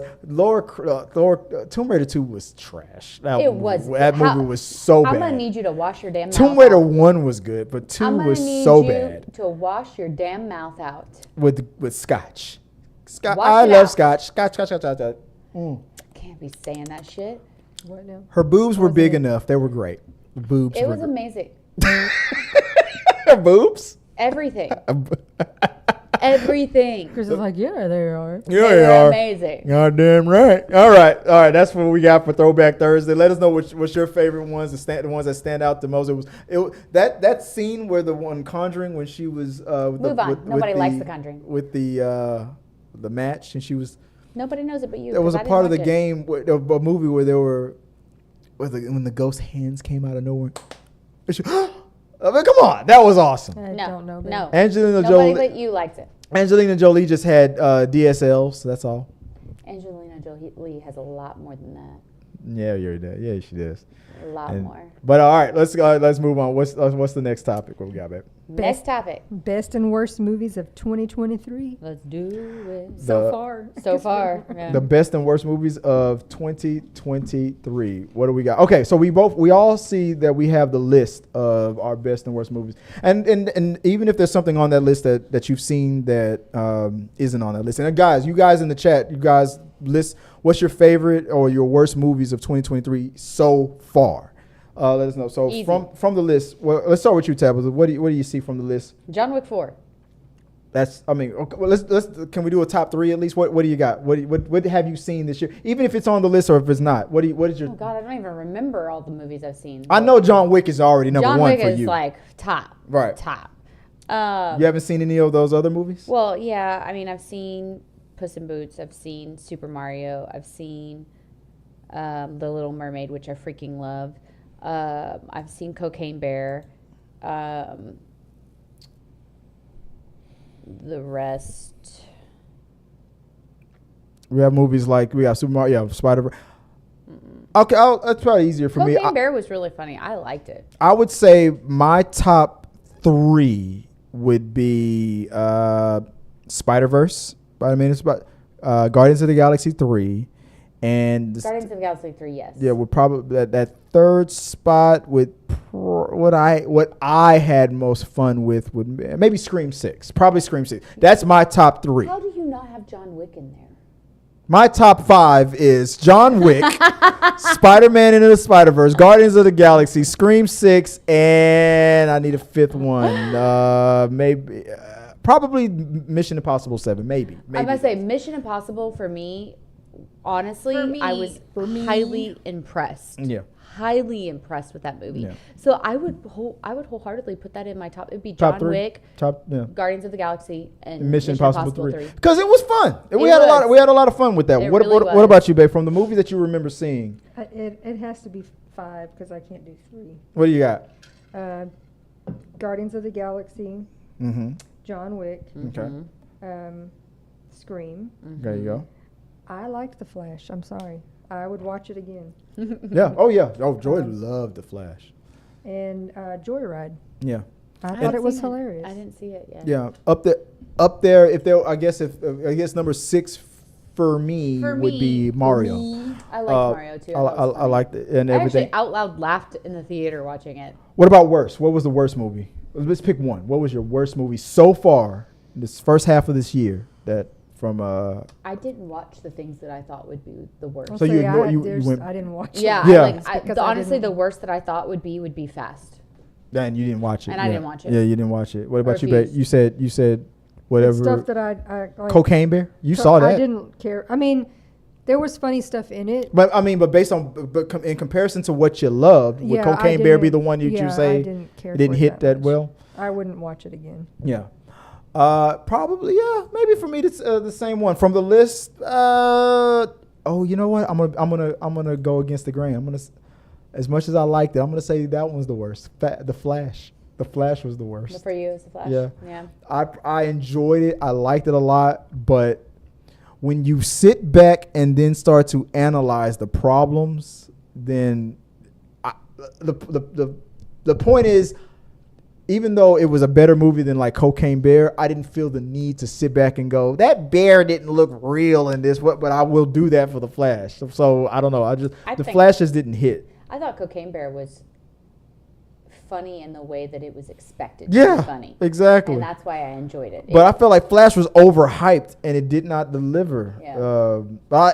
And it's weird because it's in a weird space where I enjoyed it, but it's still disappointing. It didn't meet your expectations. And to a point where I was like, am I overhyping it because I'm trying not to bash it because of how I feel about Ezra Miller?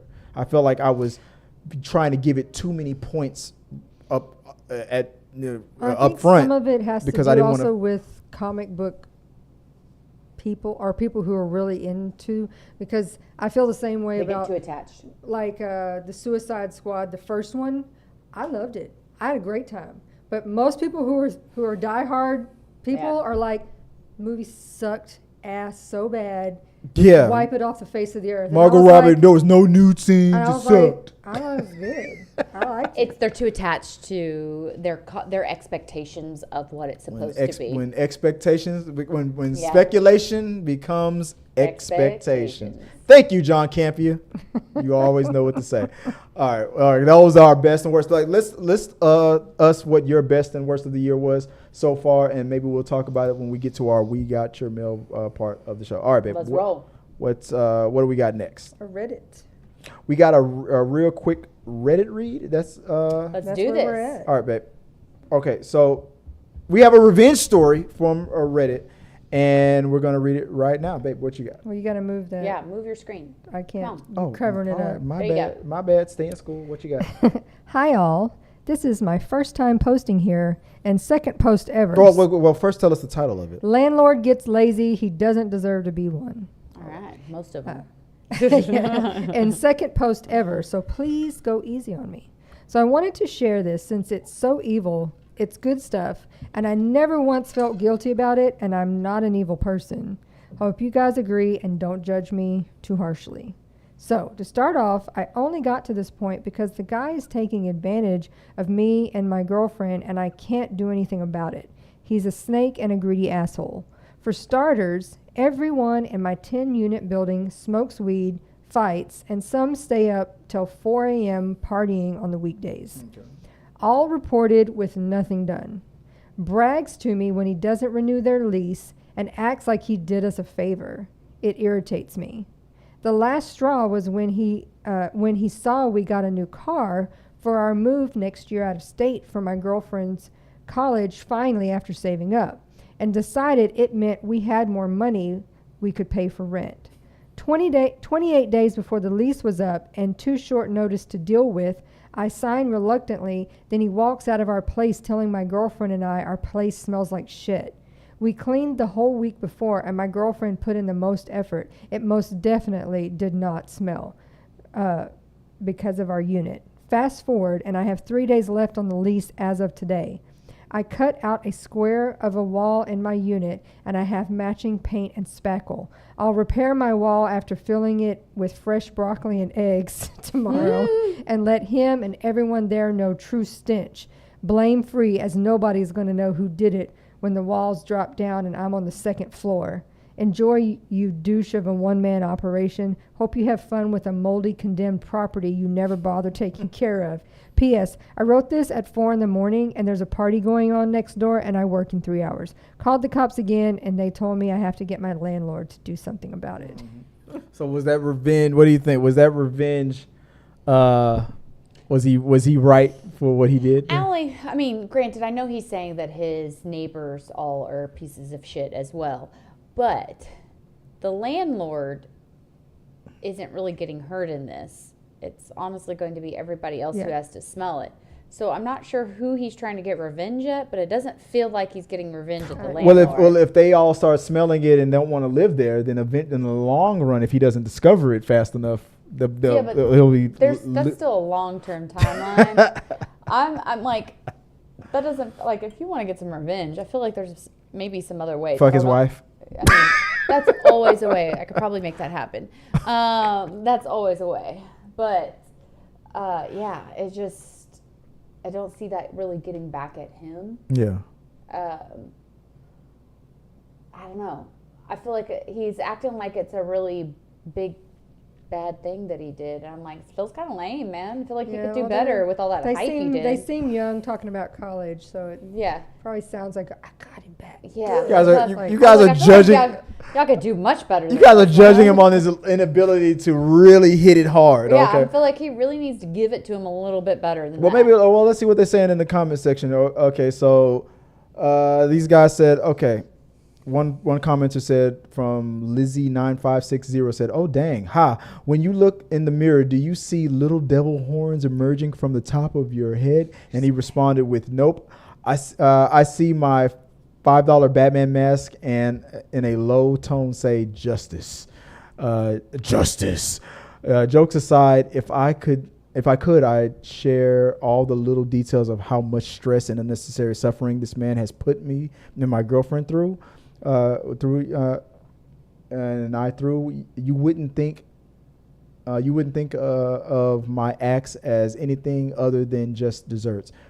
Man made me feel like crap for getting emotional support cats ×2. I called him and told him on the phone, and before getting to the ESA letters that I got in advance and was going to tell him I already have, blows up on me about how I didn't seem like I had problems and I need an ESA letter, or if he sees I have cats, he'll take me to court. Freaked me out because I thought I messed up and was going to lose everything. I had to apologize to get him to listen enough to tell him I just wanted to know if he wanted the copy or for me to email a PDF. He said a copy was fine and acted like nothing happened. So it seems like this guy sounds like a really young guy who doesn't really understand how the world works. How things well, and it also sounds like, I mean, an immature landlord. Well, it sounds like both of them are immature. It sounds like the landlord's immature. It sounds like he's immature. So he's dealing. What it sounds like is he's dealing with a crotchety old person versus a not knowing young person. Naivete, young person. So what do we rate the revenge?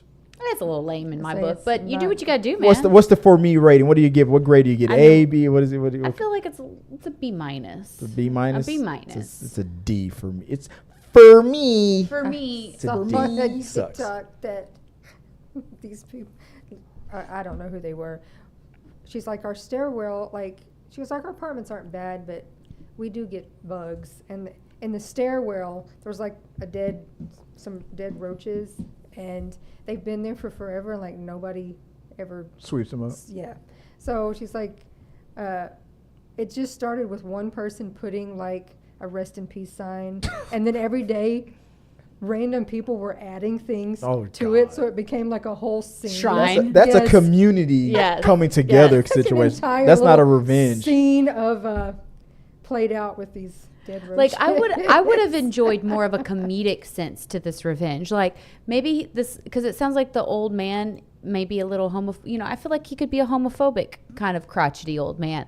Like if he's crotchety old man, start sending him random penis pictures from numbers he doesn't have saved in his phone. And start sending it to his email. I don't know. Start giving out his phone number to hotlines and people who are looking to seek seeking a good time. Like I feel like there's other ways we could have done this to really create some comedic relief for this scenario that would have been more enjoyable in the long term. And some stinky eggs and broccoli. Yeah, throw the eggs and broccoli in there. I mean, that's fine, but like I feel like we really could have fucked with his psyche, and you've missed an opportunity to fuck with his psyche. So you would have done what would you have done? I would have started without finding out what makes him uncomfortable.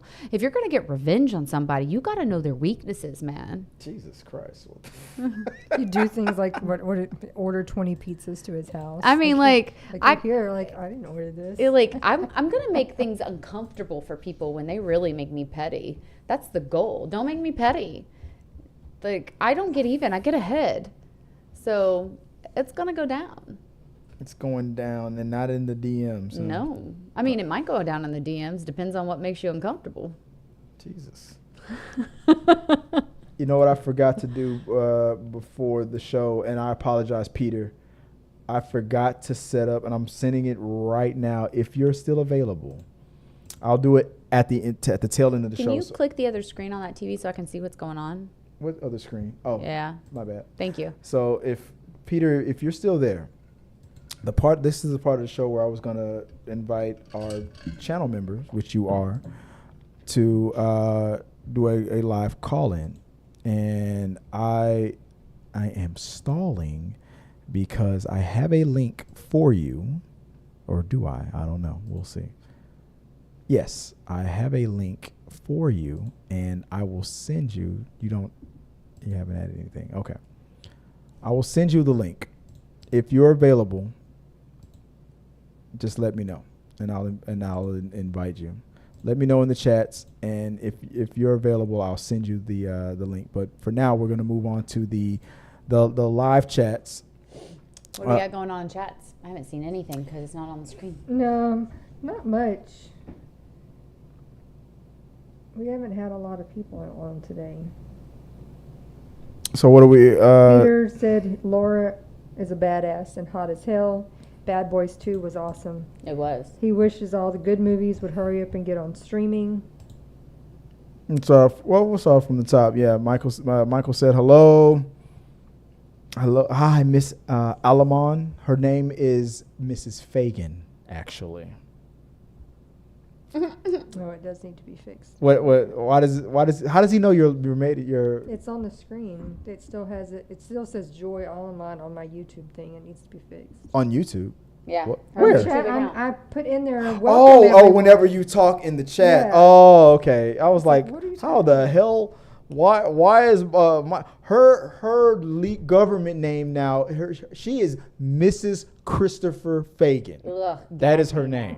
That is her name. Gag. Get over it.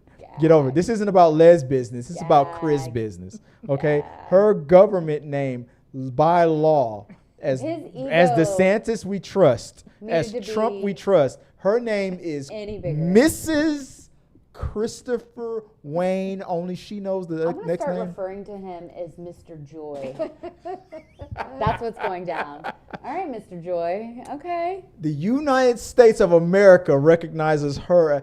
There was a woman who got in trouble for like voting twice because she would put her name down as Mrs. and then her husband's full name because legally by the law, like that is technically who she is. And she was an old school woman, and she went by that. And she was like, they're like, no, you voted for your husband during this. She's like, no, I didn't. I clearly put Mrs. John Smith or whatever his name was. Yeah. But they were trying to get her in trouble. It's like, no. I went old school with it, and then I think eventually she got out of trouble. But Because he had passed away for a long time. Oh, yeah, okay. he passed away a long time ago and She stuff was like. I still go. I that go name. by Widow, and that's Mr. what I John use. Smith. Yeah. It was a thing, but she and whatnot, and hey, you're supposed to support her choices. Okay. What if So her support choice? her choice. What if her choice is to be Joy and your choice is to be Mr. Joy? No, she is Mrs. Christopher Fagan. I'm pretty sure she's Mrs. Joy Fagan, but I'm pretty sure you're a guest in my house. And that's shit. okay. I can go if you'd like me to. Because me and Mrs. Christopher Fagan, that's what I moan whenever we're getting intimate. I say, I'm ooh, sure you Mrs. do. Christopher Fagan. I'm sure you do moan your own name. I'm sure you do. Yeah. Oh, yeah, Yeah. Chris. Yeah, Yeah. Chris. I'm sure yeah. that is exactly- Me. Yeah, I know that's what's happening. I know it. Give it to me, baby. God. Give it to me, Mrs. Christopher. You know, he would be that guy who would put mirrors in the room and then just stare at himself the entire time as Yeah. he's doing this. Yeah. Or like then Christian he Bale does his from eye- American Psycho. Yeah, and then he does his eyebrows. He's Yeah. like, yeah, that's right. What did Christian Bale do? Look at the camera. Oh, that scene is awesome. I love American Psycho. Yeah, that's that's me. That's me. What we got from Michael says, hi, Miss Allen. Yeah, Mr. Christopher Fagan. What was it right here? Patrick said, I watched on replay John Wick TV show. We'll watch. Yeah. Let's see. Peter Lane says salutations, and Joy's responding. I don't know enough about that on the comments and Any conspiracy theories. theories. This is when we were talking about. What's her name? Yeah. Miss Russell. Remember, my thing is, can we sort this whole Correct. thing out and help the woman before we speculate? I mean, if the internet doesn't need to be Plenty of pissed, time later. there's plenty of time later. We don't Yeah. even need to speculate at yeah. all. What do you What do you think about that comment there? We just don't need to speculate at all. I think we just need to help somebody, have compassion, and move forward and be satisfied with the fact that we've helped somebody. No matter, you don't help people under your expectations. You help them, and that's it. Yeah. However they need, however it comes. Let's see. Hey, Peter, I'm gonna. He says you need to let him know like ahead of time because he's had a little too much to, I think. Hello, too tipsy? That's Peter, you're a little too tipsy. yeah, that's my fault. When I was prepping the show, I was telling myself over and over again, put the Zoom link in the members only thing, and I failed again, and that's my bad. I apologize to you. I promised you that during the Rundown After Dark. He says he's available during the Rundown After Dark to join for the members chat portion of the show. So I blew that. That was my fault. He blows a lot of things. He agrees with Chris on Gargoyles here. What? I'm watching Gargoyles. Yo, how the hell is Disney rebooting everything but not that? Oh, when you made that statement, yeah. I mean, I liked that cartoon as a kid, but do you know though I can't remember any of the episodes? I remember it, but I don't remember the details. I remember watching it. The show took a lot of Shakespearean themes. Hamlet, I believe. It was a lot of Greek mythology. It was for the Disney afternoon. People don't realize that cartoon came on during the Disney afternoon. There was Gummy Bears. Yeah, I remember Gummy Bears. That was one of my Tailspin. favorite. There was DuckTales. Yeah. And then most people don't remember Darkwing Duck. I remember. Most people don't remember Gummy Bears.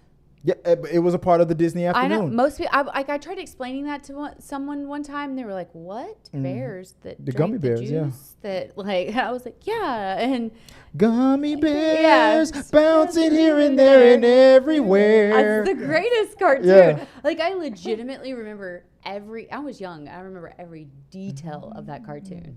I don't know why that one stuck with me, but it did. Yeah. When a human would drink the juice, they would get strong, but when the bears drink it, they would bounce. Yes. Yeah. Yeah. And for the Disney afternoon, there was only 4 cartoons that they would play in the afternoon. And so when a new cartoon would enter the roster, the older one would get bumped off. So Gummy Bears was one of the first ones to get bumped off, because that was, and then it was Gummy Bears, then DuckTales went for a while. Then Tailspin, then whatever the fourth one was. And then when a new cartoon would come in, Gummy Bears would get bumped off, and it would start with DuckTales, then Tailspin. The DuckTales song is a jam. DuckTales is still a bop, right? Nobody can mistake DuckTales, first of all. And I think a lot of people actually watched DuckTales. Yeah, that lasted for a while. There's a reboot series. Yeah, I know. Yeah. It's DuckTales was through and through. But Peter's right. Out of all the movies that they've live action and reboot, hell, even what's his name from Get Out, the director of Get Out, what's his name? Jordan Peele was campaigning to direct a Gargoyles movie, and they were humoring him. And then there was rumors of another director yesterday or earlier this week. And we thought that we were going to get a Gargoyle, but you know which one they didn't do? When they were, you remember when they were doing all the movies and stuff too? What is it with the rock star chicks? They redid that movie with Jim and the Holograms. Yes, Jim and the Holograms. They didn't do Thundercats. I feel like Thundercats would have been a good one. They made a new series, a cartoon series, movie, but live action. Doing a movie of Thundercats, I think would have been cool. You know who in the mid 2000s that they wanted to play Lion-O? Brad Pitt. No. Oh. They used a lot of footage from him from Troy. And painted him up as Lion-O. Okay. It was I can crazy. get behind it. Vin Diesel as Panthro. I just feel like that could be a really cool one. What's that Resident Evil movie? What's her name? Lilu. Oh, What's her name? yeah. Her as Chitara. Okay. But see, this was the mid 2000s, early 2000s. Today, she's they all of them are aged out. Well, her daughter looks just like her. She's not an actress, and her mom is barely an actress. First of all, anybody can become an actress. She is an actress, but she's still a child. She acts. First of all, anybody can become an actress with training, and as long as they look good How on the many screen. Oscars nominations has she had? Who? Lilu. Oh, Mila? None. She acts. Has she had one nomination or none? Never, none. I mean, she is an actress. That doesn't make her But having a nomination doesn't make you an actress or an actor. A sought after prestige. Were we talking about prestige, or were we talking about filling a role in Thundercats? In the early 2000s, she would have been the best choice. I would agree with that, but she's still not prestigious by your standards. It would have made it would have made sense in the late 90s and early 2000s. But after that, not even her being aged out, just the other actresses that I would pick before her. Really? Now? Who? She is perfect to play Chitara. Right? Now that you've said it, I can't picture anything else. She is Chitara.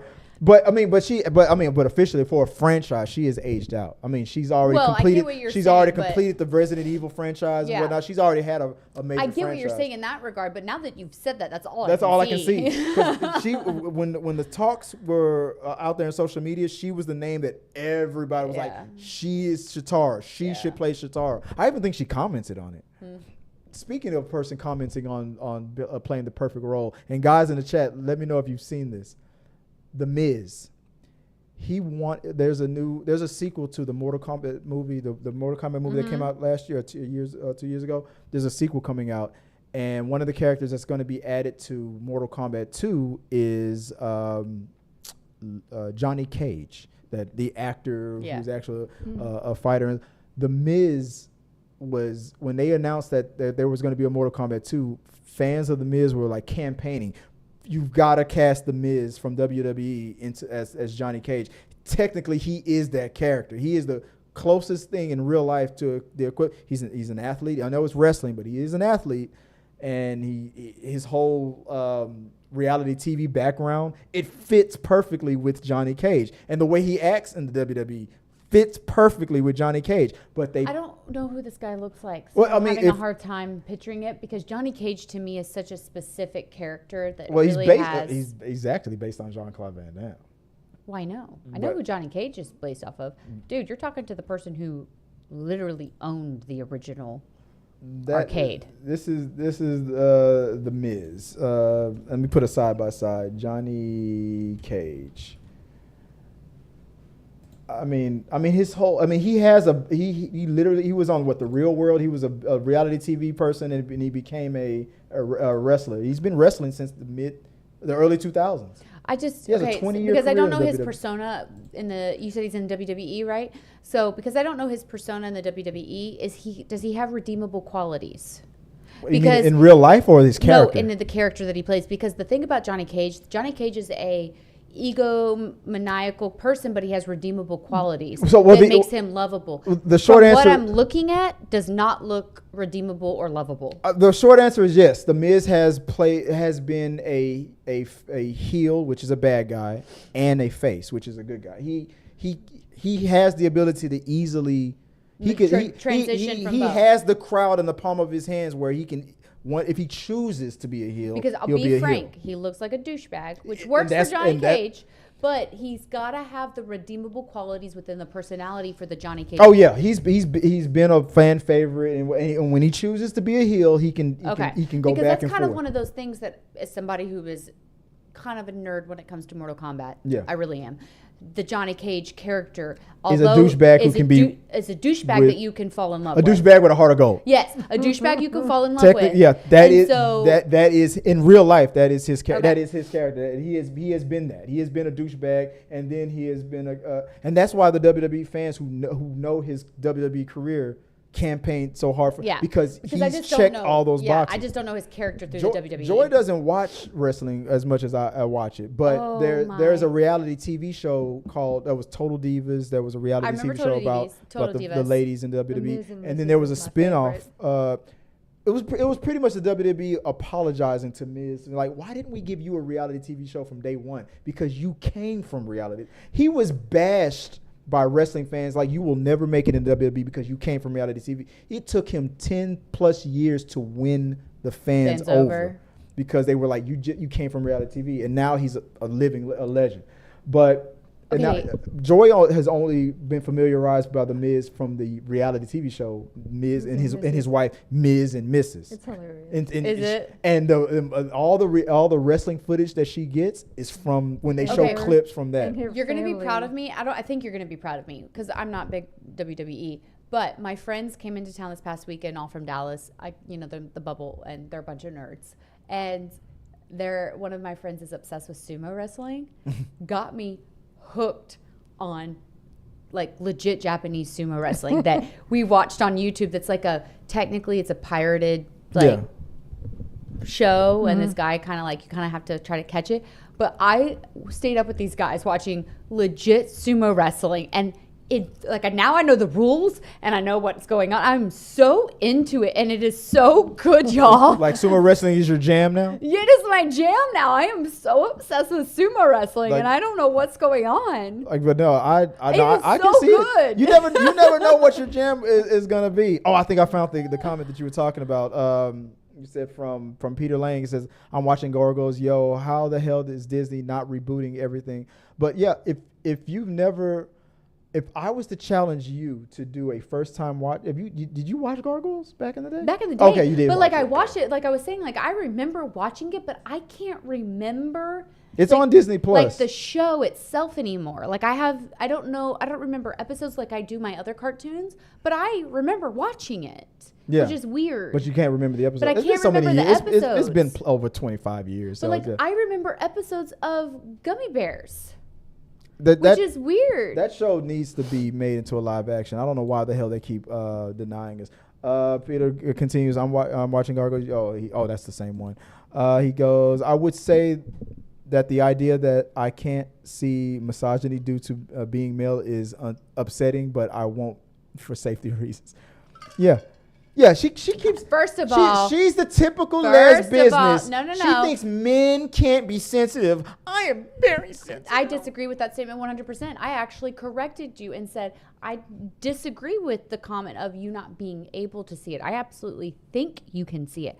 I think that a lot of men choose not to see it because it then makes them look at themselves in a way that they're not proud of. Because we're the product of how society raised us. No, it just makes we're them not laughed proud. at when we're sensitive. But to be fair, I am not laughing I'm at not saying any you. man when they're I'm sensitive. not saying you, but I'm talking about how men are conditioned. Oh, I agree. The toxic. That's not okay. Toxic masculinity is a thing. But lately, it's starting to break down. Our Ted Lasso with her boyfriend, and that's what gets her off is him crying. Oh my God! Yes, there's an episode of Ted Lasso where her boy. That's brilliant. Where he kind of kept. Spoiler alert if you haven't seen it. He catches but her. then he catches her like her flipping the bean. She's watching porn. I'm straight up thinking maybe she's watching the wrong thing. Maybe she's watching because there's like a love triangle situation, and I was afraid. Like, oh my God! Please, she's watching. Please her don't ex. be watching footage of your ex. Yeah. And your current boyfriend and it's walks her in. watching him cry. She's watching her current His boyfriend speech that he gave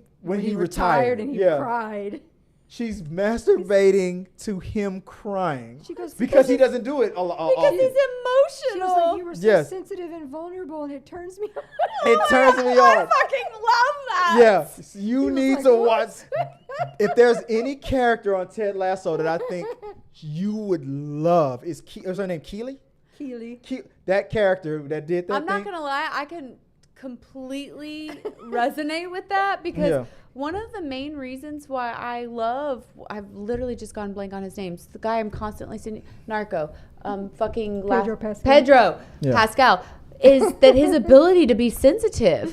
That's what I find attractive to him. It's the femininity within masculinity. Yeah. I am incredibly attracted to that, and the fact that he is comfortable within his femininity turns me the fuck on. Like I'm like, yes, let's do this. I am so about that. I'm not comfortable with people crying in general, just across the board. Right there, yeah, Keely. That's Keely from Ted Lasso. Okay, I'm gonna have to watch this damn show now. Yeah, This is so good. She cracks me up. Yeah, you have Apple TV Plus, right? No.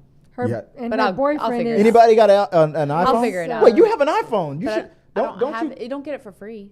No, Natalie got it because that was a thing with her contract. Yeah, promotion? you don't get it for free, but I can figure it out. I'll figure out how to watch All it. right. But yeah, no, I'm definitely gonna have to watch this. But like, I get that for women though, because women crave seeing vulnerability within men because it's societally driven And he's out like of a them. big, gruff, grumpy. What about you, babe? parent. You want to see me cry? The crying part. Will that splash waterfall you? Yeah, the crying, but vulnerability is different. Genuine vulnerability is what the female is finding attractive. It's not the tears coming out of the men's eyes. It's the vulnerability of being comfortable enough within yourself to have this genuine emotion where emotion has been told that you can't have. Yeah. You don't get to have that. You were an emotional desert, and now it's just raining all over me. And I'm like that's a brilliant thing. And she to was singing in the rain, huh, baby? I love it. Hey, it was a weird episode. I was so worried that it was something else. Associate it with the concept of women crying after sex or crying during sex. Oh, we don't like that. But no, but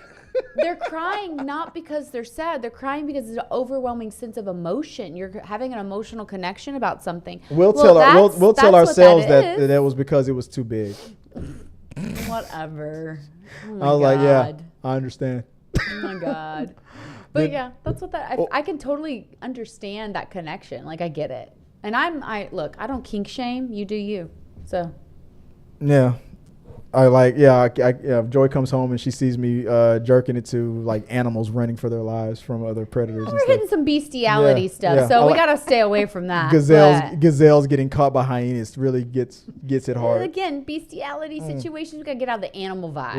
There's no effing in it, just total destruction. Now we're sexualizing violence, which hits the serial killer vibe. Woke. Gotta. You liberals don't know how to masturbate. I mean, I would say us females have that down pat, but you liberals don't. I said liberals. I didn't say lesbians. I said libs. You libs don't know how to masturbate. I said us women feel like we got that down. You don't kink shame my beasties. Watch Ted Lasso. I need to watch it. Joy's struggling trying to get it back to Ted Lasso. They're both on Apple TV. I know. I gotta add Shrinky. I know. I really need to watch these shows. Apple TV. As few options as they have, they do a great job with the quality, not the quantity. Correct. It's not correct. the quantity. All right, you got 4 minutes. Let's go. Man. Yeah, let's 4 minutes. Rounding it off again, we got. I would say, Peter Lane said, I would say that the idea that I can't see. Oh, we already talked about that one. Michael Birchfield says, "Good night, friends. Good night to the chat. Good night, guys. Hey, good night. Appreciate you joining us. Gonna have dinner with the daughter. I'll try and leave a voicemail if I think of a good question. Appreciate you, man. Hell yeah, man. 281-406. 1993. There you go. What's that number again? All I know is 281 406. 406 1993. I'm gonna put old school 90s sex hotline 1-900 music on the end of that. Are you feeling lonely? I can do it. Operators are live 24/7. Are you feeling lonely? Would you like to give us a call and let us know how you're feeling? $9.99 a minute. We can do it. The chat won't be the only thing that'll be running down your leg. Oh my God, you got to give me some one-liners to do. Oh God. I have a phone voice. It's weird because I can do a phone voice. You have a sex operator voice? But it gets like I have to watch myself because like my work phone voice can get really bad. Oh God. Like I have to be careful. Peter Lane goes, let me try to salvage the. I mean, everybody's gonna be sending $2 super chats for that. Miss Marvel isn't long enough for TV. I mean, well, that they're gonna.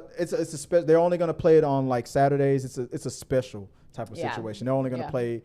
I think they're gonna play like the first 3 episodes in 1 week, and then the last 3 episodes in the following weekend. It's only gonna be like a 2 weekend situation. It's just so people who don't have Disney Plus but are willing to watch it on network TV can catch up to it before the Marvels comes out when the movie comes out. It's a brilliant idea. I mean, it's a way to get 1 minute, man, more people to see it. Let's see. Peter Lang continues.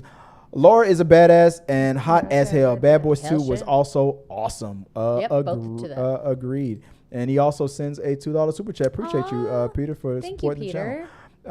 Let's see. I wish all the good movies would get on streaming. Yeah, we heard that one. Yep. And he goes, I believe in revenge.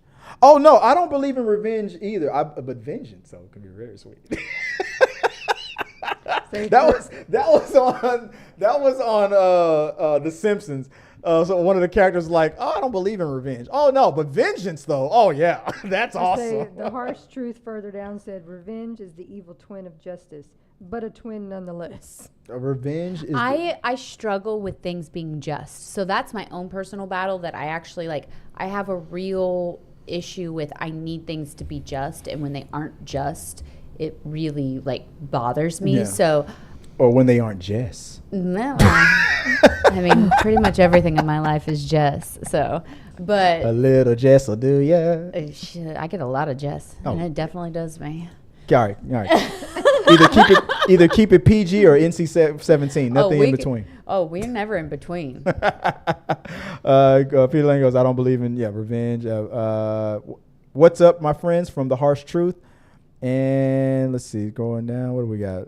Revenge, what you just said earlier. Revenge is the evil twin of justice, but a twin nonetheless. True statement. I really like that statement, by the way, because it is truthful about what it is, and honestly truthful about justice.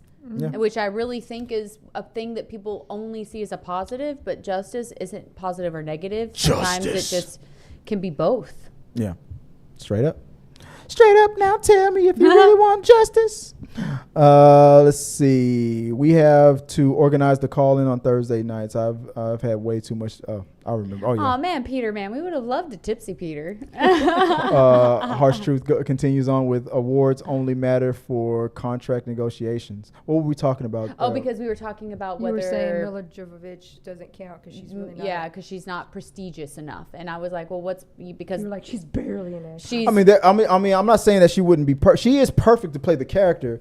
But even if if this was still the early 2000s, and let's say the actresses that are acting today, the actors that are acting today were also in play as well, there's a whole bunch of people that I would probably pick above her. I just don't think that basing it off of awards is good, because that's a I'm not basing it off awards. I'm basing it off of acting ability. Yeah, don't get me wrong. Her acting ability works for the characters that she's been played, in. but is she the best actress or actor out there compared to other actors? No. What their script would, but maybe would have for been. for that role, for example, I mean, if it depends on how in the cast. Like, for example, who would have been better for this current Barbie movie, Margot Robbie or Mila Jovovich? Margot for the Barbie movie, but we're talking about for the Gargoyles, and she really would have been the best route, and I think for the role for Gargoyles. No, for Thundercats. For Thundercats, sorry. But you're saying that we don't even have a script. Based on what the script was, she might have been perfect, or she might not be the perfect person. That's my point. She might not have been, because I get that, but she might have been based off of how the role had been, because she's good for the roles that she's had. She's not. She's perfect for Shatara for a specific role, but another woman would be perfect for Shatara for another specific script. Script, yes, absolutely. Yeah. Because it depends on how they created that character and what that character was going to be doing. 100% agree with that. Yeah, we agree with that one. Yeah, absolutely. Peter Lane said, well, my experience with vulnerability is when I have been, the response has been very toxic. What turns me on is when it isn't. When a woman supports it, it's magical. Of course it is. Yeah. When anybody supports anybody's partner's vulnerability, that's going to be nothing but magic, because you're now supporting your partner's needs. When you support your partner's needs, that's what creates a wonderful relationship. That's absolutely 100% what happens. Right. And that can go both. Men are allowed to be vulnerable within a relationship as much as a woman's allowed to be vulnerable. Right. And when you have a partner who supports and understands that, of course that creates magic. It's we still have growth in the society. Yeah. So, I mean, of course, there's plenty of women out there who they only like the bad boy. Correct. They don't want the good guy. Or they don't want to see a man cry. There are women out there that still will bash a man for crying. It is a shame if you can't show that. A woman is allowed to be strong, and a man is allowed to. And I hate using the word weak, because it's honestly vulnerable. Just showing his vulnerability. You're allowed to. Yeah. A woman is allowed to support, and a man is allowed to be vulnerable. But at the same time, there are still women out there who will be like, would be contradicting themselves. Why can't you be more sensitive? And the second he shows sensitive, then that same woman would be like, "Oh man, why are you acting like such a punk?" I've met women like that. They'll pretend like they want him to be vulnerable, and the second he shows any vulnerability, they'll bash him for it. As a female who was literally told most of her life, if you're going to play with the boys, you have to act like a boy, so suck it up. Yeah. I had to learn how to be vulnerable as an adult, because I was it was berated into me because I did boys sports. I played baseball. I raced dirt bikes. I did all the things in a boys environment. Yeah. And I was told I couldn't be vulnerable when I physically got hurt, when my freaking ribs were being broken, when things were happening to me. I was told I couldn't cry. That to a point when I became an adult, like I had a struggle being vulnerable in front of people. And because I was told it was weakness. I had to learn that showing emotion was actually a strength because you're dealing with the reality of what's going on. Not accepting your reality is a weakness. Accepting the reality is what's strong. See that in Ted Lasso.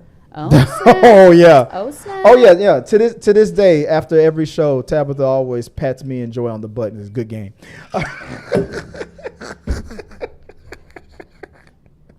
I almost snorted out vodka on that one. Such a dude. Woo! Such a dude. All right, Oh ending the show off with from Peter Lang. I love Tabatha's phone voice. Oh goodness. For only $1.99 per minute, you can. Whatever. I'm $5.99 per minute. What Jesus are you talking Christ. about? And ending the show off there was Harsh Truth. Darkwing Duck was and still is my jam. Hell yeah. Daring duck of mystery, champion of right, creeps out from the shadow. Darkwing of the night, something like Yeah, somewhere that's some actually, villains like moves. on it, man. But I'm his number is impressed. up 3, 2, 1. No, don't make me. I'm not doing it. Darkwing Duck. There he goes. When there's trouble, you call DW. Darkwing Duck. Let's get dangerous. Darkwing Duck. Better watch out, you bad boys. Best cover ever. That's gonna be a clip. All right. I could have gone the long version. I could have kept going. Out of smoking here. No, I won't do it. I won't do it. I won't do I'm gonna it. pee my pants. I won't do it. Tonight I'm going to be watching Darkwing Duck during. You know what I'm talking about, right, babe? God. Yeah. All right, guys. That's the show. That's the rundown. Appreciate you guys for joining us on the day-to-day pop culture, entertainment, and movie news rundown. That's right. The official, unofficial title of the podcast I right don't there. even know what it is anymore. Appreciate you guys for keeping us entertained in the live chat and talking with us, for supporting the channel on the level that you always do. Guys, if you want to reach out to us, you can always do that at T3 Medias on all the social medias, especially on Thread, since that's the thing that's kicking Twitter's ass. So if you want to reach out to me, you can also reach out to me there or at Chris W. Fagan. I forgot to put our names in the lower third, but I'll fix that next week. And Tabatha, if people want to reach out to you, where can they do so? You can find me on TikTok at Let'sHaveFun012 or on Instagram at Tabatha.Jordan.18. That's me. Tabatha.Jordan18? .18. All right. Yeah. And Joy, if they want to reach out to you, where can they do that? Oh, I'm messing up with the buttons right here. TikTok is Viola Fagan, and my Instagram is Scrub Hats and More by Joy. I think I've got it fixed. Let me see it. Let's see if I can do that again. What was that again? TikTok at what? Viola Fagan, and my Instagram is Scrub Hats and More by Joy. Okay. All right. I had it the first time. I was just messing with you. guys, I appreciate you guys. I know we're running over time on this one. I said it was going to be a tight hour, but it's like 1:20. It's the 2 hour or power hour. Appreciate you guys. And until next time, guys, good night and sayonara, mother clutches. That's the same thing in Spanish, by the way. Appreciate it. Hey, guys, thanks for watching this video. I really do appreciate it. Hit the subscribe button, like, and comment your thoughts on this topic or any topics that you think that we should talk about in upcoming videos. Also, you can follow us at T3 Medias on Instagram, Twitch, Facebook, TikTok, Twitter, and we also have a T3 Media Studios podcast where we post our movie reviews and episodes of The Rundown. Till next time, guys.